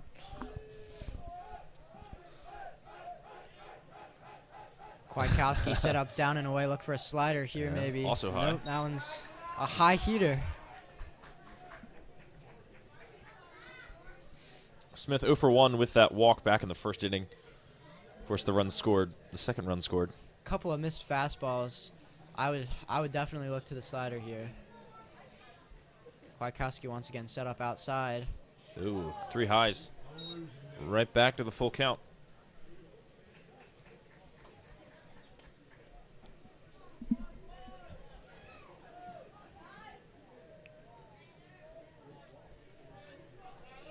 So 9 out remains for both teams. Time starting to, well, I guess not time, but out starting to become a factor here.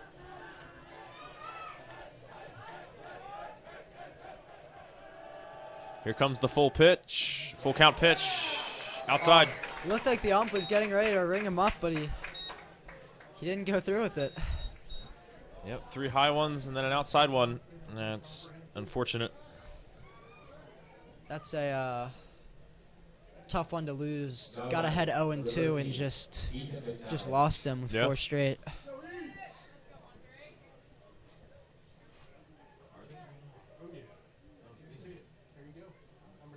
We're going to see a pinch runner. The runner at first is Dylan Stoltzfus, number 10. All the small things matter in the game of baseball.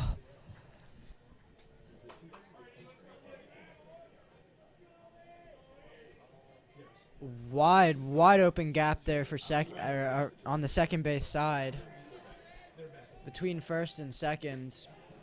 Middle infield and double play depth, and Kopenspire over there at first having to cover to keep him honest.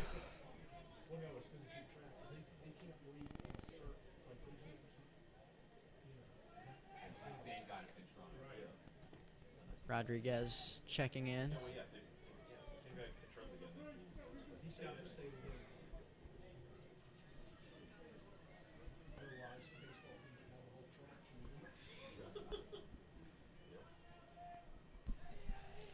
There's a nice heater. This not going to stay in the field of play, unfortunately. Second straight guy who's gotten ahead of 0-2 on. See if he has a different pitch selection in this attempt. Yeah, I'd love to see a double play here if we can manage that. Maybe we should just settle for getting the out. Yeah, it's always ideal to try and force a ground ball. You would also love to get the strikeout here.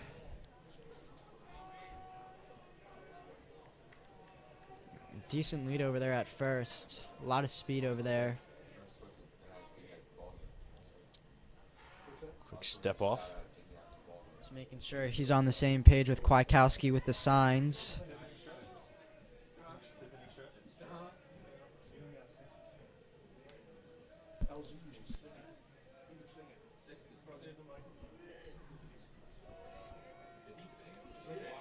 Oh, and 2.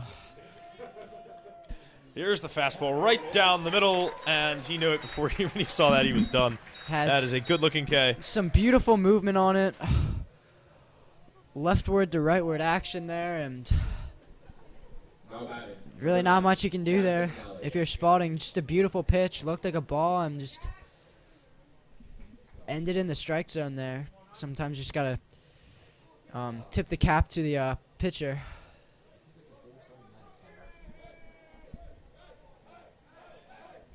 Ooh. Throw over. Doesn't quite get away. Doesn't exactly accomplish its goal either, though.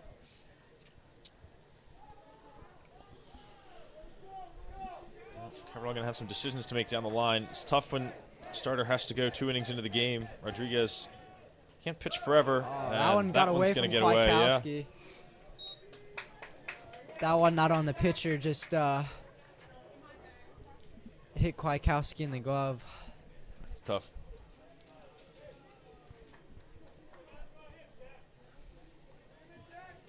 Puts a runner in scoring position, 1 out.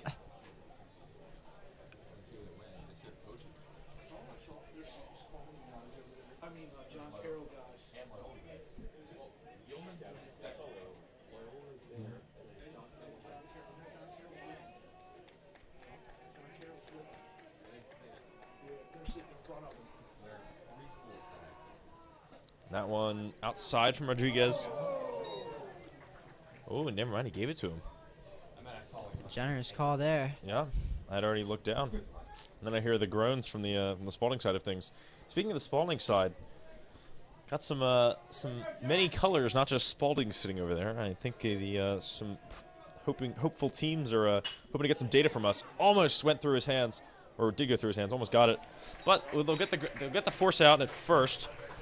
Runner will advance to third, so 2 outs. Runner on third, just got to get the out. Hard hit ground ball there. Good job staying in front of that one.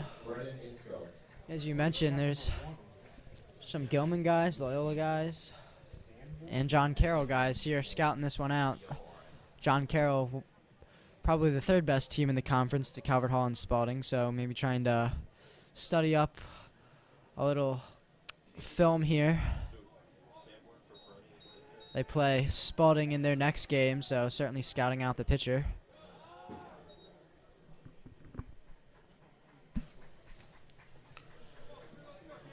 Should we have another batter this inning?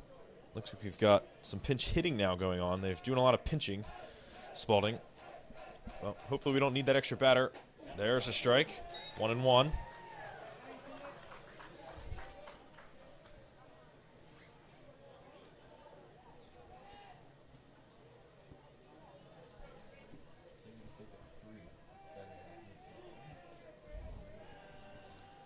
Here's the 1-1. That one looks high and away. Not going to get the call, though. Doesn't look like the most perfect pitch to me, but... I was close, but I think it was the right call there. I think it was a little bit off the plate.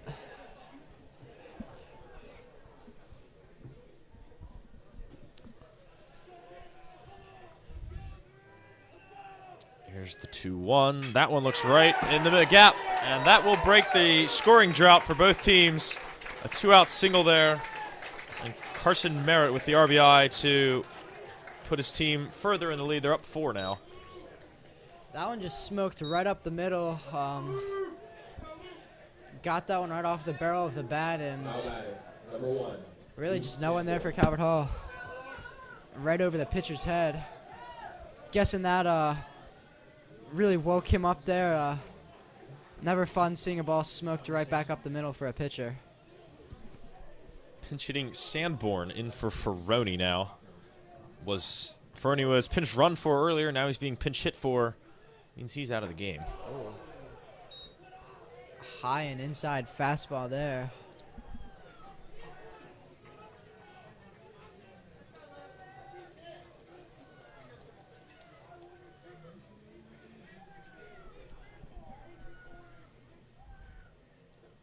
That one going below the zone, I believe, for 2-0. Some good movement to it, but falling out of the strike zone. Good discipline there. Not swinging. See if maybe a runner, yeah. It's a very big lead over there at first. He was leaning towards second. I wonder if he had the green light to go.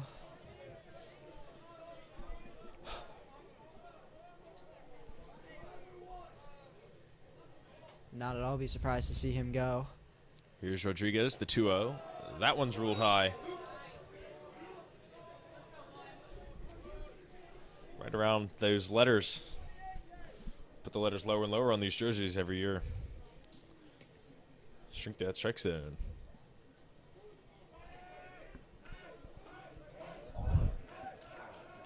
That one ruled a strike there. Lower half the zone, I believe.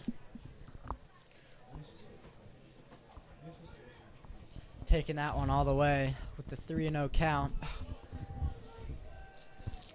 Still almost missed the zone with that knowledge. But live to fight another pitch. That one, whew, probably scores the runner from first if that stays fair, but it's foul. Yeah, Spalding first base coach thought about that one and chose not to barehand the ground ball for the second time. Wonder if he's still feeling that first ground ball. Could not have felt good.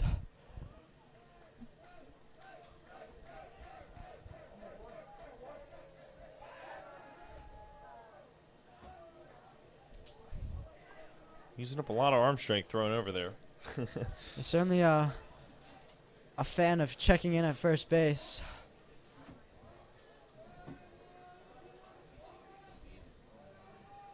Runner goes, and just not going to matter because it's a walk. It's 3-2 anyways. With He's two going to outs. be going on that pitch, 3-2, 2 outs. Yeah. That might have been the last guy for Rodriguez. He's going to get a nice ovation by the crowd.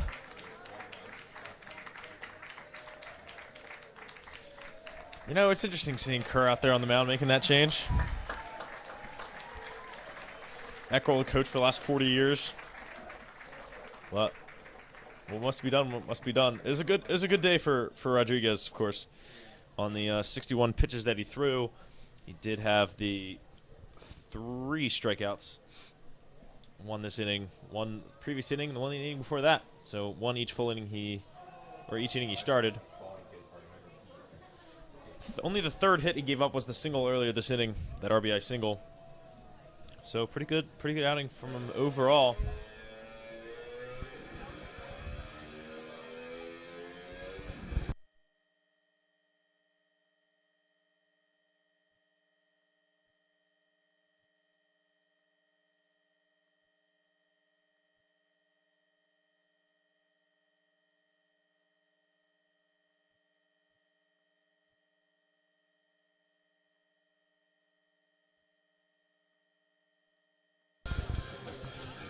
The sophomore Peter Bayshore going to check in as the 3rd pitcher of the game for Calvert Hall. Now pitching for the Cardinals, number 30, Peter Bayshore.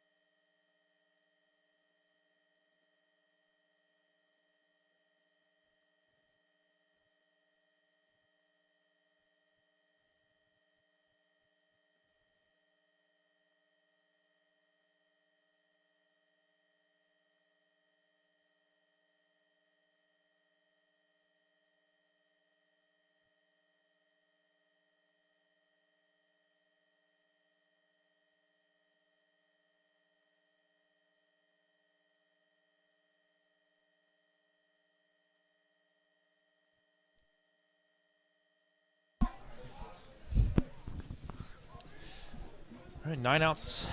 Or sorry, we're still in the same inning. 2 outs in this one. It's been another long inning. Yeah. Bayshore's first pitch, a tough one, That's gonna goes be foul. foul. Probably a good thing because it was getting a little dicey down the line there.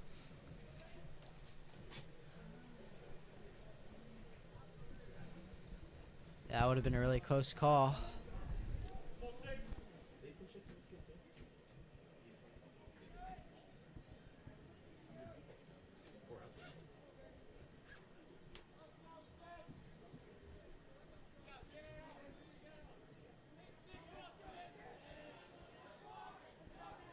Spalding utilizing their deep bench. Lots of guys getting in, pinch hitting, pinch running.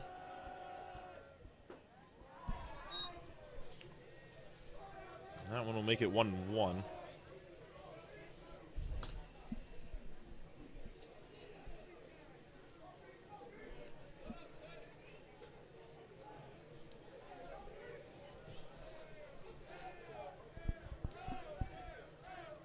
Rain appears to have stopped, slowed down, something like that. It's good. I Low don't ball. think it's Yep, knocked away. completely stopped if you look over there Yeah. by the lights, but definitely a lot less Oh, yeah, than you're right. You're right. Still going. it was earlier in the day. It was pouring a few innings ago.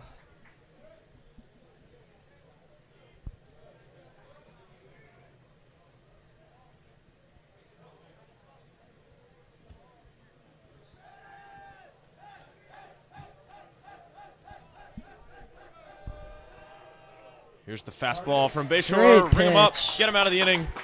Good job. That pitch had some late movement to it and able to hit the outside corner there and absolutely freezing the batter. Now, as Steve will lead us in a rendition of Take Me Out to the Ballgame. Calvert Hall going to have their version of a 7th inning stretch with Take Me Out to the Ball Game, if you guys can hear it through the live stream. Wow.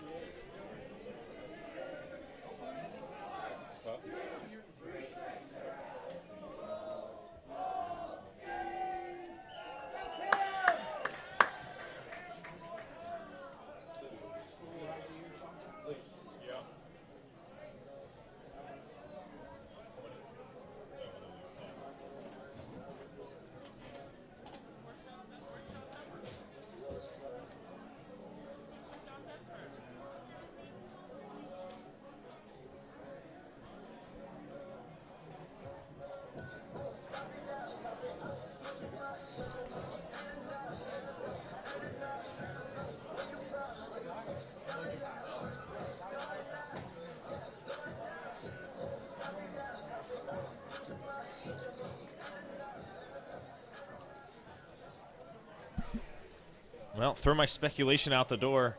Calvert Hall down to 9 outs, and they'll have to at least start to work them against the same Thomas.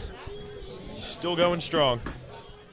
All my speculation, not worth it. I'm a little bit surprised to see him back out there, but hey, you ride with your ace, and he's gotten himself into a few jams recently, but he's found a way out of it, so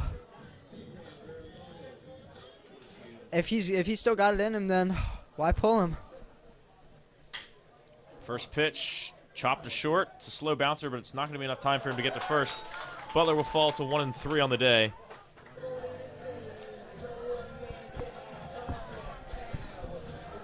It's exactly what you want if you're Spalding. Quick outs. Try and preserve your pitcher.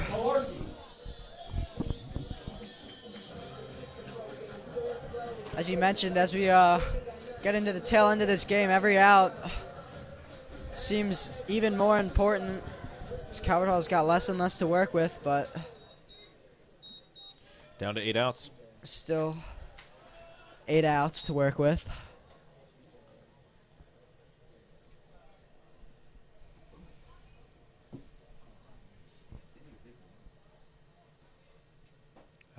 is inside, 2-0.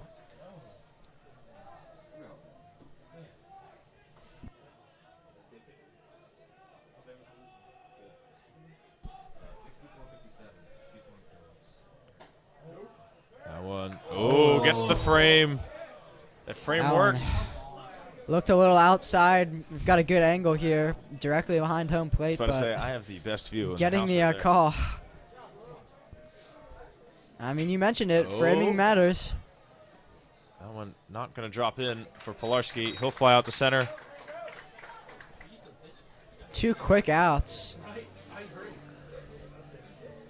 Thomas back to his efficient ways of the first few innings.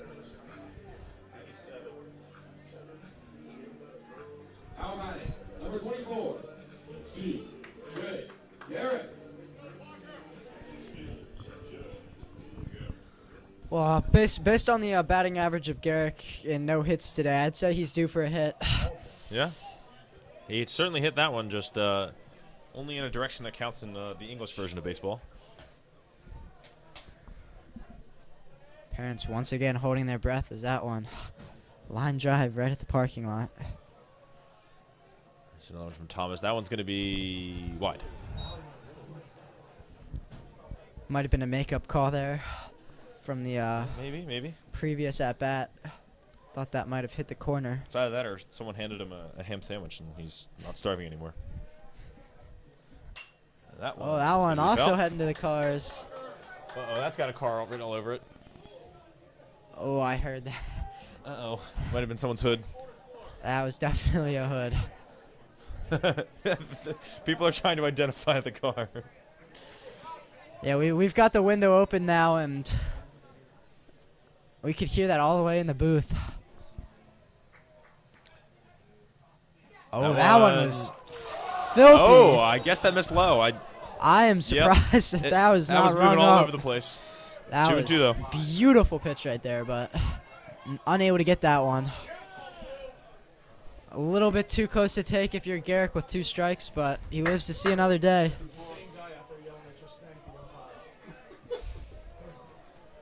That was pitch 91 that missed low.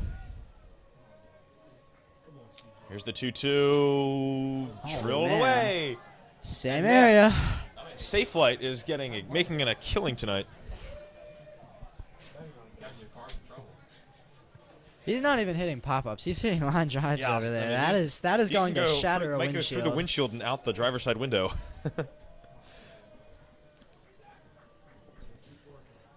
Good at bat here. Good duel Good between Garrick and Thomas.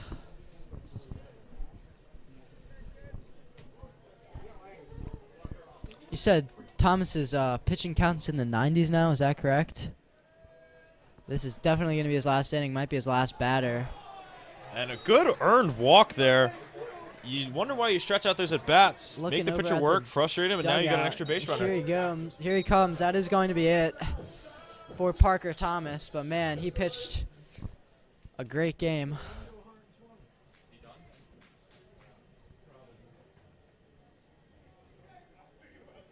Or are they keeping him in? Yeah, that's Wow. the question. In the mid-90s, He's still pitch got the count. ball in his I'm glove. very surprised you keep him in here. This early in the season Yeah. too. You don't want to hurt him. Pitchers tend to go later in the game when the season is further in, but this is one of his first starts and a bright future ahead. Not sure I agree with the call to keep him in there, but they're gonna let him stick this one out. Well, it's getting into tough decision time for the Spalding coach. He's got to get 7 more outs out of that bullpen, or this, and the starters. He's 1 out away from getting out of this inning, so he I'd have to imagine won't go after this. But 95 pitches is the pitch count for the Spalding senior. See if he gets into triple digits.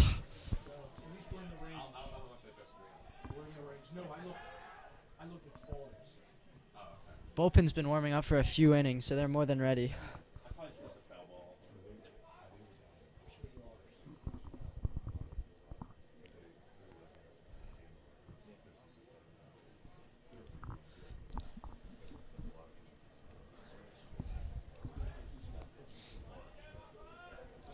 Well, big at bats for Hankerson. He is 0 for 2 with the strikeout, and then the strikeout where he advanced to second. Takes that one inside. Good, no swing there. Yeah, Hankerson due for a hit here. This is his third opportunity against Thomas, so you could definitely see him reaching here.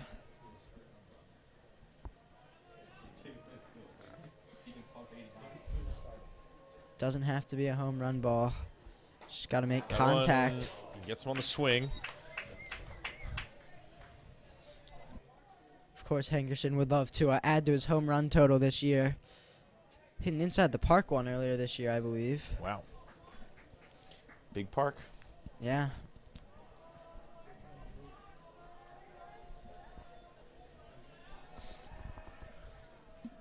Here's the 1-1. That he swung on the outsider. That's tough. That's I'd go right baseball. back to that pitch. He's been caught chasing that one. I believe that's at least the third time he's done that today, so would not at all be surprised to see that.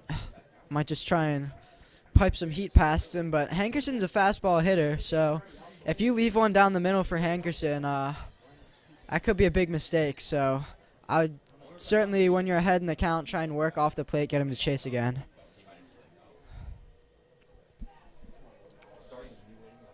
Two outs. So here is pitch number, I believe, 99. Might be off one from the official tally. This next pitch going to get him into triple digits. Yeah. Not too often you see that Believe in I'm a one high behind- school yeah. pitcher. Yeah, it's just one of the things you gotta deal with if he's got this much of a professional trajectory as he has. But I'm one behind Spalding Gamecast. I have 98, they have 99. Probably trust them. So this looks like a pitch 100. Runner is goes, but a going. high fly ball. Not going to leave the infield. Second baseman comes over, and we'll get that. And an inning escaped. Another one for First- Thomas and Spalding. 4 straight innings, finding his way out of it. That ball looked like maybe trouble. It was a towering pop-up, but obviously at this level, expected to make that catch. It's exactly what the second baseman over there did. The whole dugout coming out to greet their pitcher. Very good performance from him, and he's in line for the win. Just a few innings away for that.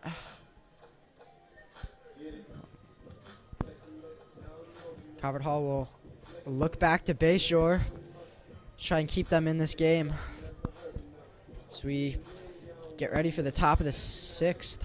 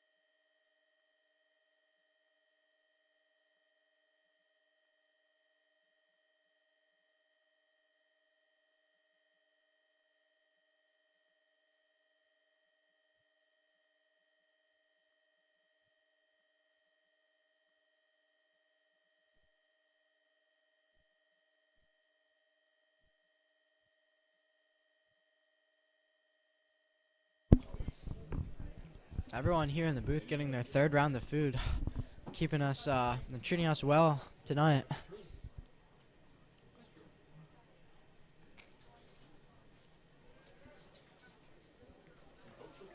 So we head into the top of the 6th. Bayshore starting that out with a fastball. Yeah, so just update for you, the ghost of Connor Keys that Kevin Lochte keeps referring to is actually in at first now. And since everyone has given me this reputation, I hope he's the key to the situation. I'm sorry, I had to say it.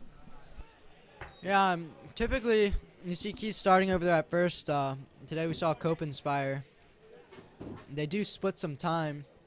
A lot of times you'll see Copenspire come in late in the game. This time it was the reverse. We saw Keys late. Oh, that one. Right at the Spalding dugout.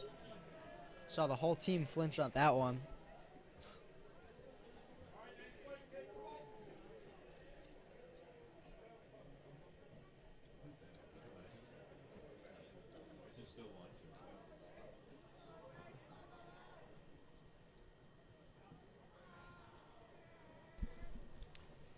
That one loops in high. 2-2.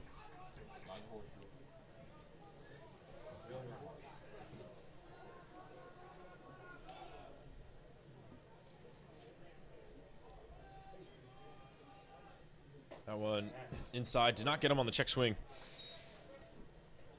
Good discipline there. Almost chasing that. Inside fastball now. Count goes full. That one fouled down the left field line.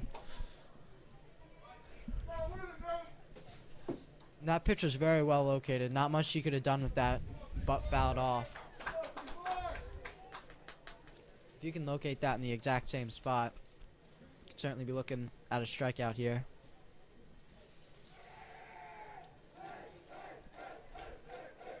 Looks like Kwiatkowski is opting to go away. No, yeah, I was going to say, you just got fooled. Yeah, he threw 3 or 4 straight fastballs and then gets him with the off speed. He was looking fastball all the way there and just completely fooled. Good pitch selection there. Now back to the top of the order. There's some ultra soft hitting, but it's not going to get the job done. Good 4-3. 1 pitch, 1 out on Cody Sharman. Seton Hall commit retired. You got it. There you go. Oh, we should just let it happen. 3 out. Now batting, number 12, Parker Thomas. Gonna see another pinch hitter. Or, no, excuse me. No, it's pitcher, because the pitcher. it's because Smith didn't realize he wasn't up yet or something. But Yeah, we saw someone step up to the plate and then walk away, but okay, yeah, she was just getting a bat. It's likely story, right? And swinging at something. Ball bouncing underneath the catcher. For 0-1. maybe out of the game pitching, but staying in with the bat. Yeah, that's what I'm thinking. But who knows? Who knows now? Arm's got to be getting tired, though. How do you swing I'd with your have arm? to It doesn't imagine. function, man. Well, maybe it doesn't function. Tricky pitch. Weak swing. Good fastball.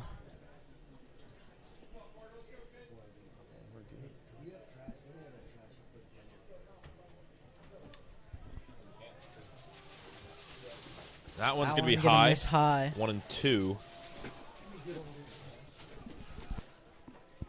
1 strike away from an efficient 1-2-3 inning. 0-2. He can really go wherever he wants here. The fastball's been working for him this inning. Go right back to that.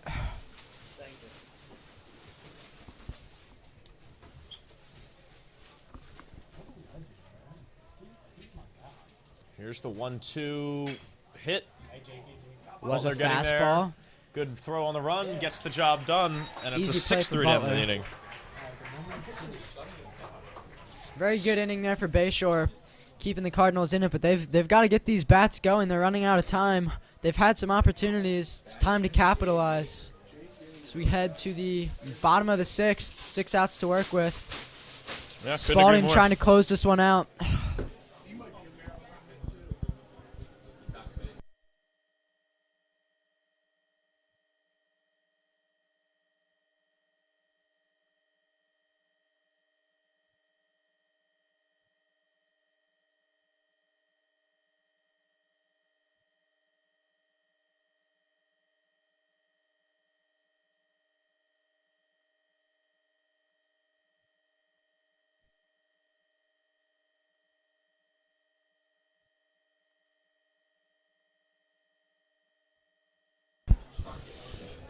Now coming in for Spalding is Jake Yeager. Calvert Hall might have been really happy to finally say goodbye to Parker Thomas, but how happy can you really be? Now we've got a Maryland commit step into the mound, so Calvert Hall will once again be going up against some great talent. Maryland, one of the best baseball teams in the entire country. He'll be joining E.J. Hankerson of Calvert Hall next year at Maryland. So it would be a fun matchup. I hope maybe EJ can get an at-bat against him. But watching him warm up, he's got a good velocity fastball.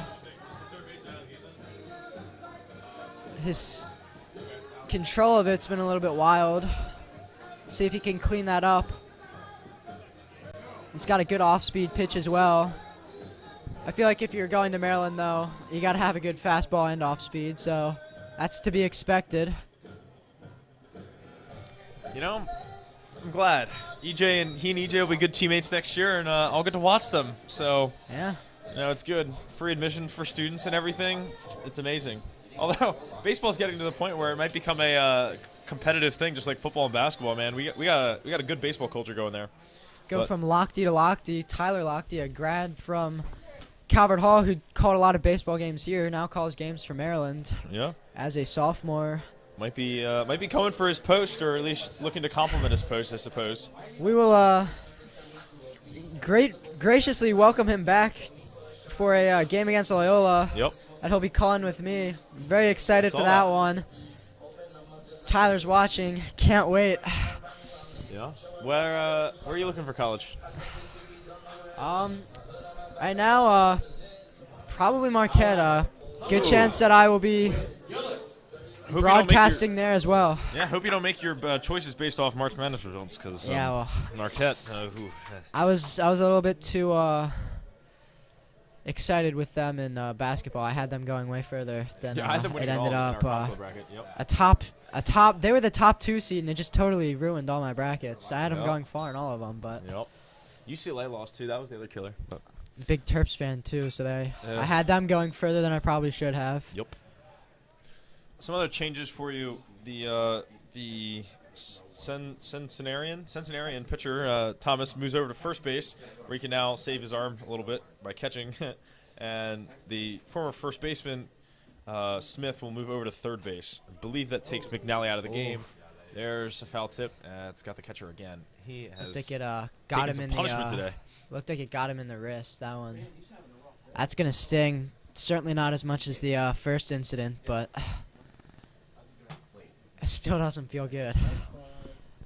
Hey, did you? I know you introduced the pitcher, but did you make any jokes? No. Okay. I'll I let did it not. go. I'll let it I go. leave the corny jokes to you. You're right. Probably don't want to add to your reputation, or add your reputation to mine.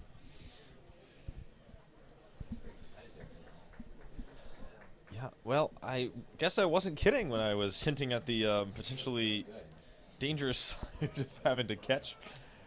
Yeah. Got to put your body on the line. Back But to another great fastball pitcher, but sometimes that can really stink for a catcher. that one. Oh. Big uppercut Yeah, that's a- swing there. that's a tough- Off-speed tough pitch. pitch. Strike 3. Beautiful pitch. Pitching for the catcher is number 19, Braden Wolf. I believe this is a pinch hitter for Calvert Hall, Braden Wolf. Getting his first action of the day.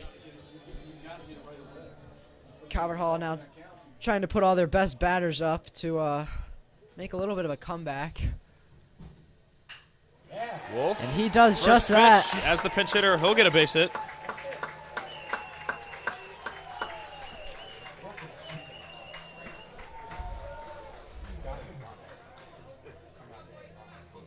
Would not at all be surprised if maybe there's a pinch runner, Yeah. although I think he's got decent speed over there at first, so Yeah. yep, there is the pinch runner. Now running for the Set. Cardinals. Number 21, Travis Heights. Our first is number 10, Max Heiderman. So Heiderman pinch running for the pinch hitter Wolf, who's getting a little bit of a sixth inning rally going. At least it'll be part of a rally if his teammates can help him out a little bit. One 7, 8, out, 9 down we're working 4. You with. got to start somewhere. Yep.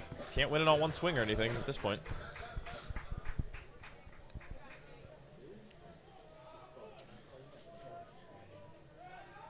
Good throw over. Not going to get the job done, though.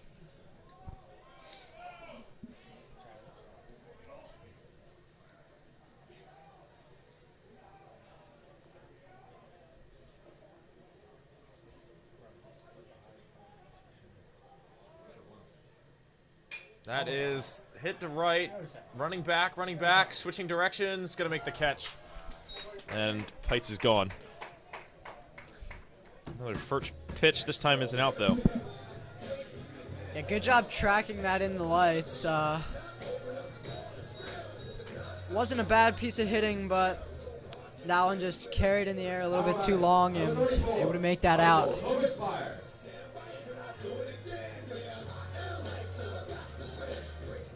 Keys took over for Copenspire in the field, but it looks like he's going to keep his spot batting.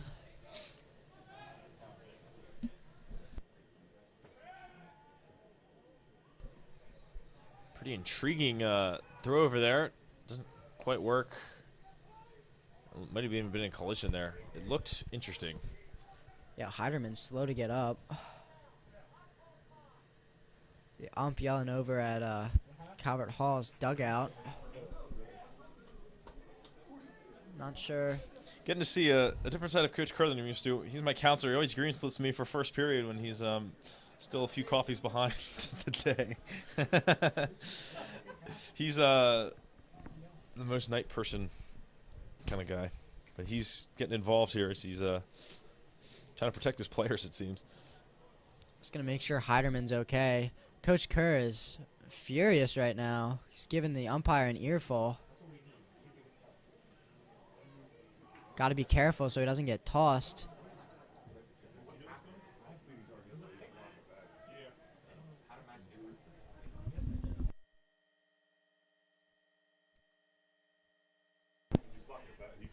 He's arguing that first baseman's been blocking the bag. It's what we believe is going on right now. Yeah, they've been it's been a lot of throwovers today, and so you try to get the leg up, and well, in this case, the leg down across the bag. Coach Kerr not wrong though. Watching the replay on the computer, it looks like he kind of was in the way there a little bit, and when you see your guy get a little bit injured on the play, you're rightfully frustrated. Yeah, but runner was safe at least, and all you can do is build from this. Try to get a 2-out rally going.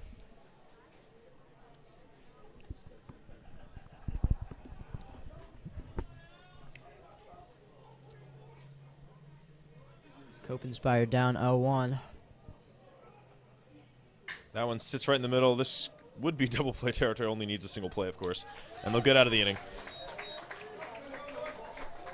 It's a routine ground out there, and Calvert Hall is down to 3 outs to work with.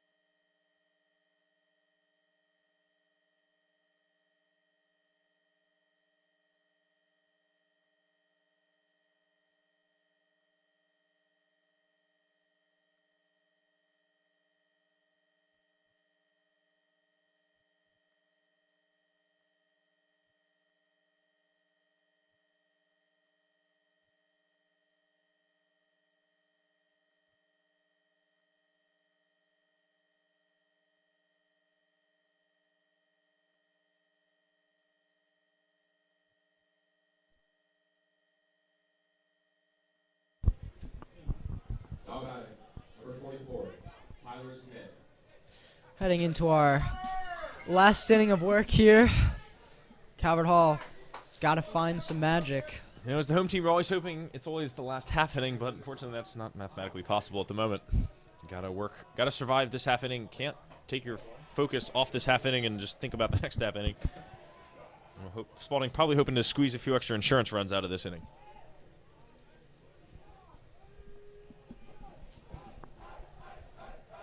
Three outs left for each team unless we're able to score exactly 4 runs. Easy out for Bayshore, and why risk a transfer? He'll outrun the batter to the bag. Nice one unassisted. That will go down in the scorebook.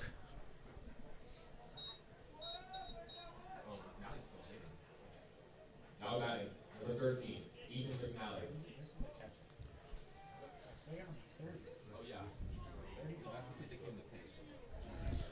Wow, this scorebook's getting complicated. You got people that can come back in once. You still have the catcher McNally batting, but on deck, not Jack McNally, and we're still identifying who. It's different rules in the MLB. Allowed to make Obviously, yeah. some more switches than you can there. By the way, Ethan McNally is a JMU commit, so just another guy who's going to be playing for a great college baseball team at the D1 level after leaving Spalding.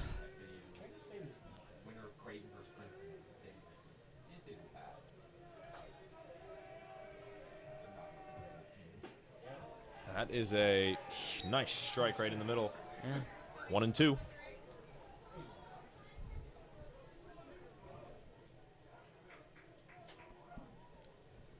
Bayshore has come in and done a great job so far. Hasn't given up any runs.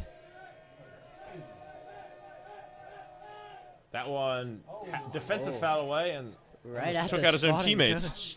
Not that I would have complained. I'm just kidding.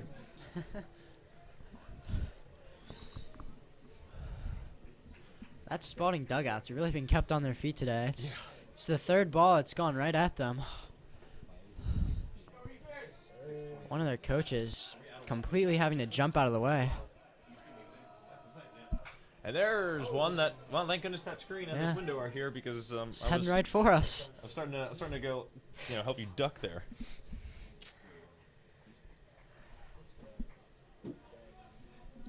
Certainly grateful to have that net.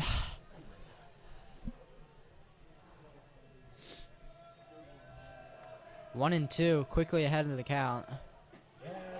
Good move. Beautiful pitch down and away, gets him to chase. Nothing too complicated about that, just a good pitch. Now batting, number 30, Jake Yeager.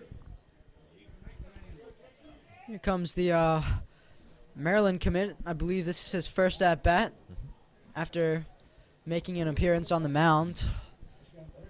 This lineup's getting complicated. Yep. We'll be looking to finish this game out. I don't believe it'll be a close opportunity as they're up 4. Close opportunities are for 3 runs and less, at least in the major leagues.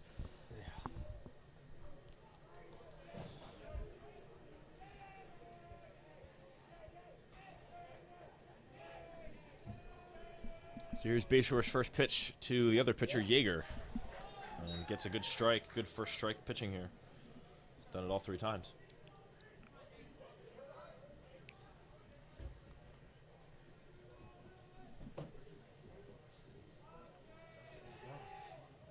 That one fouled back. Now he's ahead 2 strikes.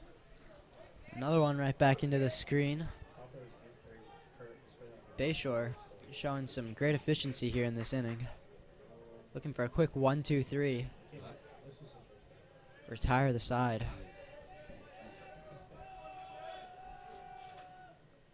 That one just outside. Just misses. I Great think, pitch, I think it was though. a solid frame. Sold it pretty well, but unfortunately no buyers. It's exactly where you want to locate it at now in 2 count. Looks like he's lined up in the same spot. That one line to center. Look at the speed on Barmer. Gets there. Prevents any danger from happening that inning. A good 3 up, 3 down inning will at least prevent any further hurdles and challenges for the Cardinals as we go into the equivalent of the bottom of the ninth. Cardinals down by 4.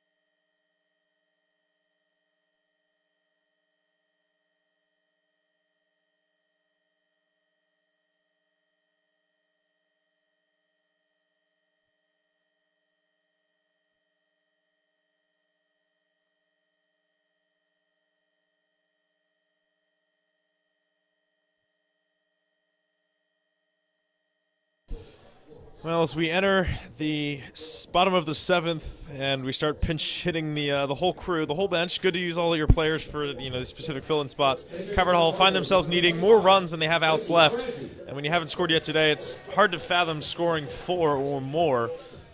But Hey, they've come back from worse. I remember a game last year. I don't remember exactly how many runs we were down by, but it was a lot with 2 outs, and we somehow pulled it off. So it's never over till it's over.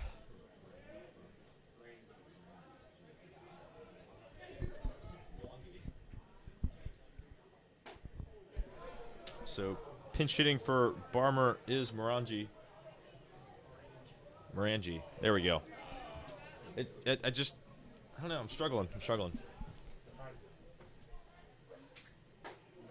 That one going to be strike 1, so 2-1. Very conservative hitting. Makes sense, though. Big hole right up the middle. Late swing at I think it was a strike anyway, but it's 2-2. That was a breaking ball right there. It had some great drop to it. 2-2.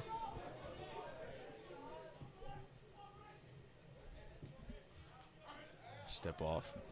Feeling the pressure a little bit, maybe? Probably not, but let's be absolutely sure he's got the best grip on this ball. Here comes the 2-2. That one looks pretty good. Rung him up. And Calvert Hall down to 2 outs now. Looked like a fastball, but it had some late movement on it. Curved back inside. Foul line for the Cardinals. Number 1, Jake Butler. Well, now Calvert Hall, where they want to be in the lineup, at the top, but they're certainly in the danger zone right now. Yeah. Butler owning one of 2 hits that Calvert Hall has tonight. That double back in the 3rd. 1 for 3 overall, though. He'll take a strike right down the center.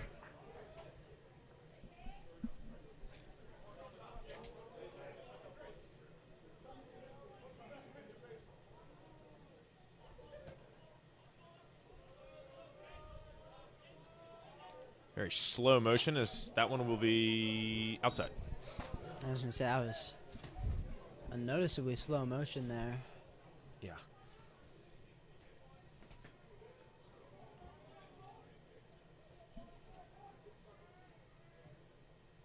Yeah, taking all kinds of time. Yeah. Every pitch, big pitch.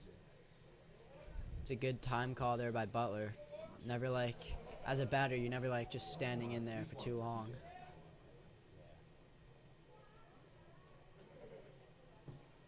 Now, pitcher gonna step off.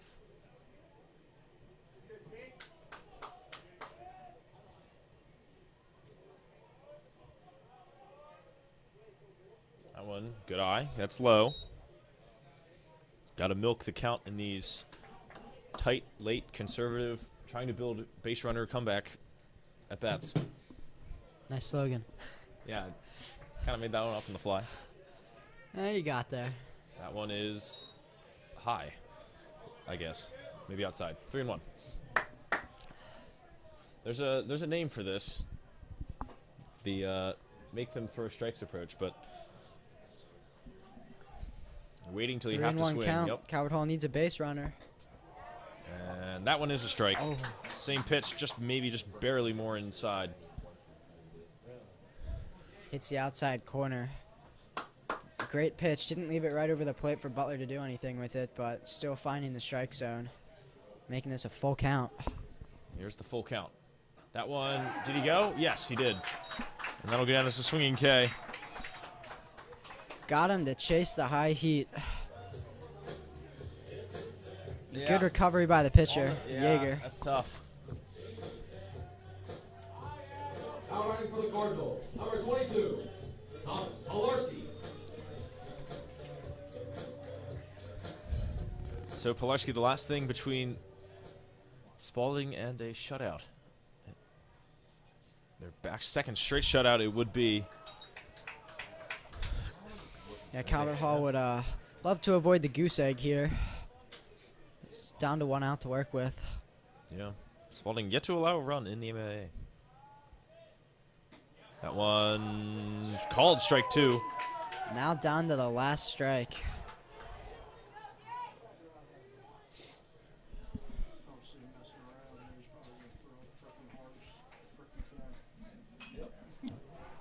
And there comes the I just want this game to be over fastball, and it's fouled away.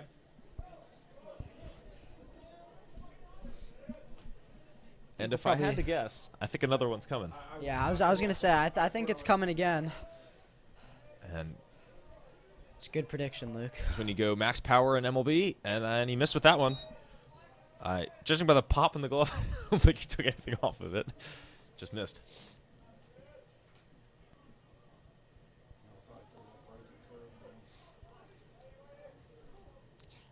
See what we get with the 1-2. It's not even catchable.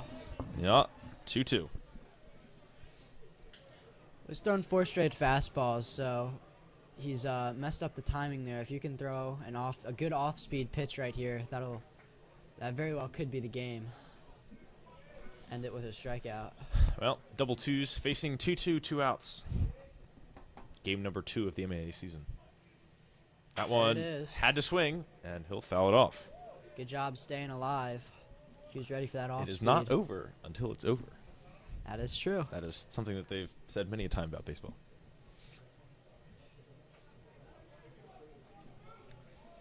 Have to say, though, rather be in Spalding's shoes at this point. I think the statistical analysis computer would agree. That one, House had to swing at that. Down the line, should be a routine ball all the way across. And Spalding will get the win here today. A nice 4-0 shutout of the Hall. What was some otherwise pretty good baseball. Yeah, I mean, Calvert Hall, they got behind early. They gave up a few runs early. But their defense really stepped it up from there. They got a couple of good pitchers, and Rodriguez and Bayshore really locking it down for them. But at the end of the day, when you look back at this game as a coach, you look at the missed opportunities with runners in scoring position. Got to capitalize on those in some tough situations against really good teams like Spalding. But there's still some good things to think about, and obviously Spalding more than happy with how this game went. Calvert Hall will face off against Georgetown Prep tomorrow after losing this first conference game of the year. Got to imagine we're going to see this matchup a few more times this year. It's always a good one, Luke. Calvert Hall has had a lot of competition. They just came back from Miami, Florida. Yeah. Played some great teams there. Schedule should lighten up a little bit from Spalding, but I mean, this is a tough conference. We're in the A conference, so no game is easy, and look forward to being with you for a lot of the year with this Calvert Hall team. Yeah, so Calvert Hall's next home game will be against St. Mary's, the team that Spalding walloped 14-0. That'll be next Friday. Do not know who's on the call for that. Might be you, actually. And as for Spalding, their next conference game will be March 29th against John Carroll. And, yeah, pretty good game for the neutrals for sure. Anything else to add for us, Kevin? No, I mean, it was just an enjoyable game. Thank you guys for tuning in. We'll see you next time. Yep, so long from Dragonette and Lochte.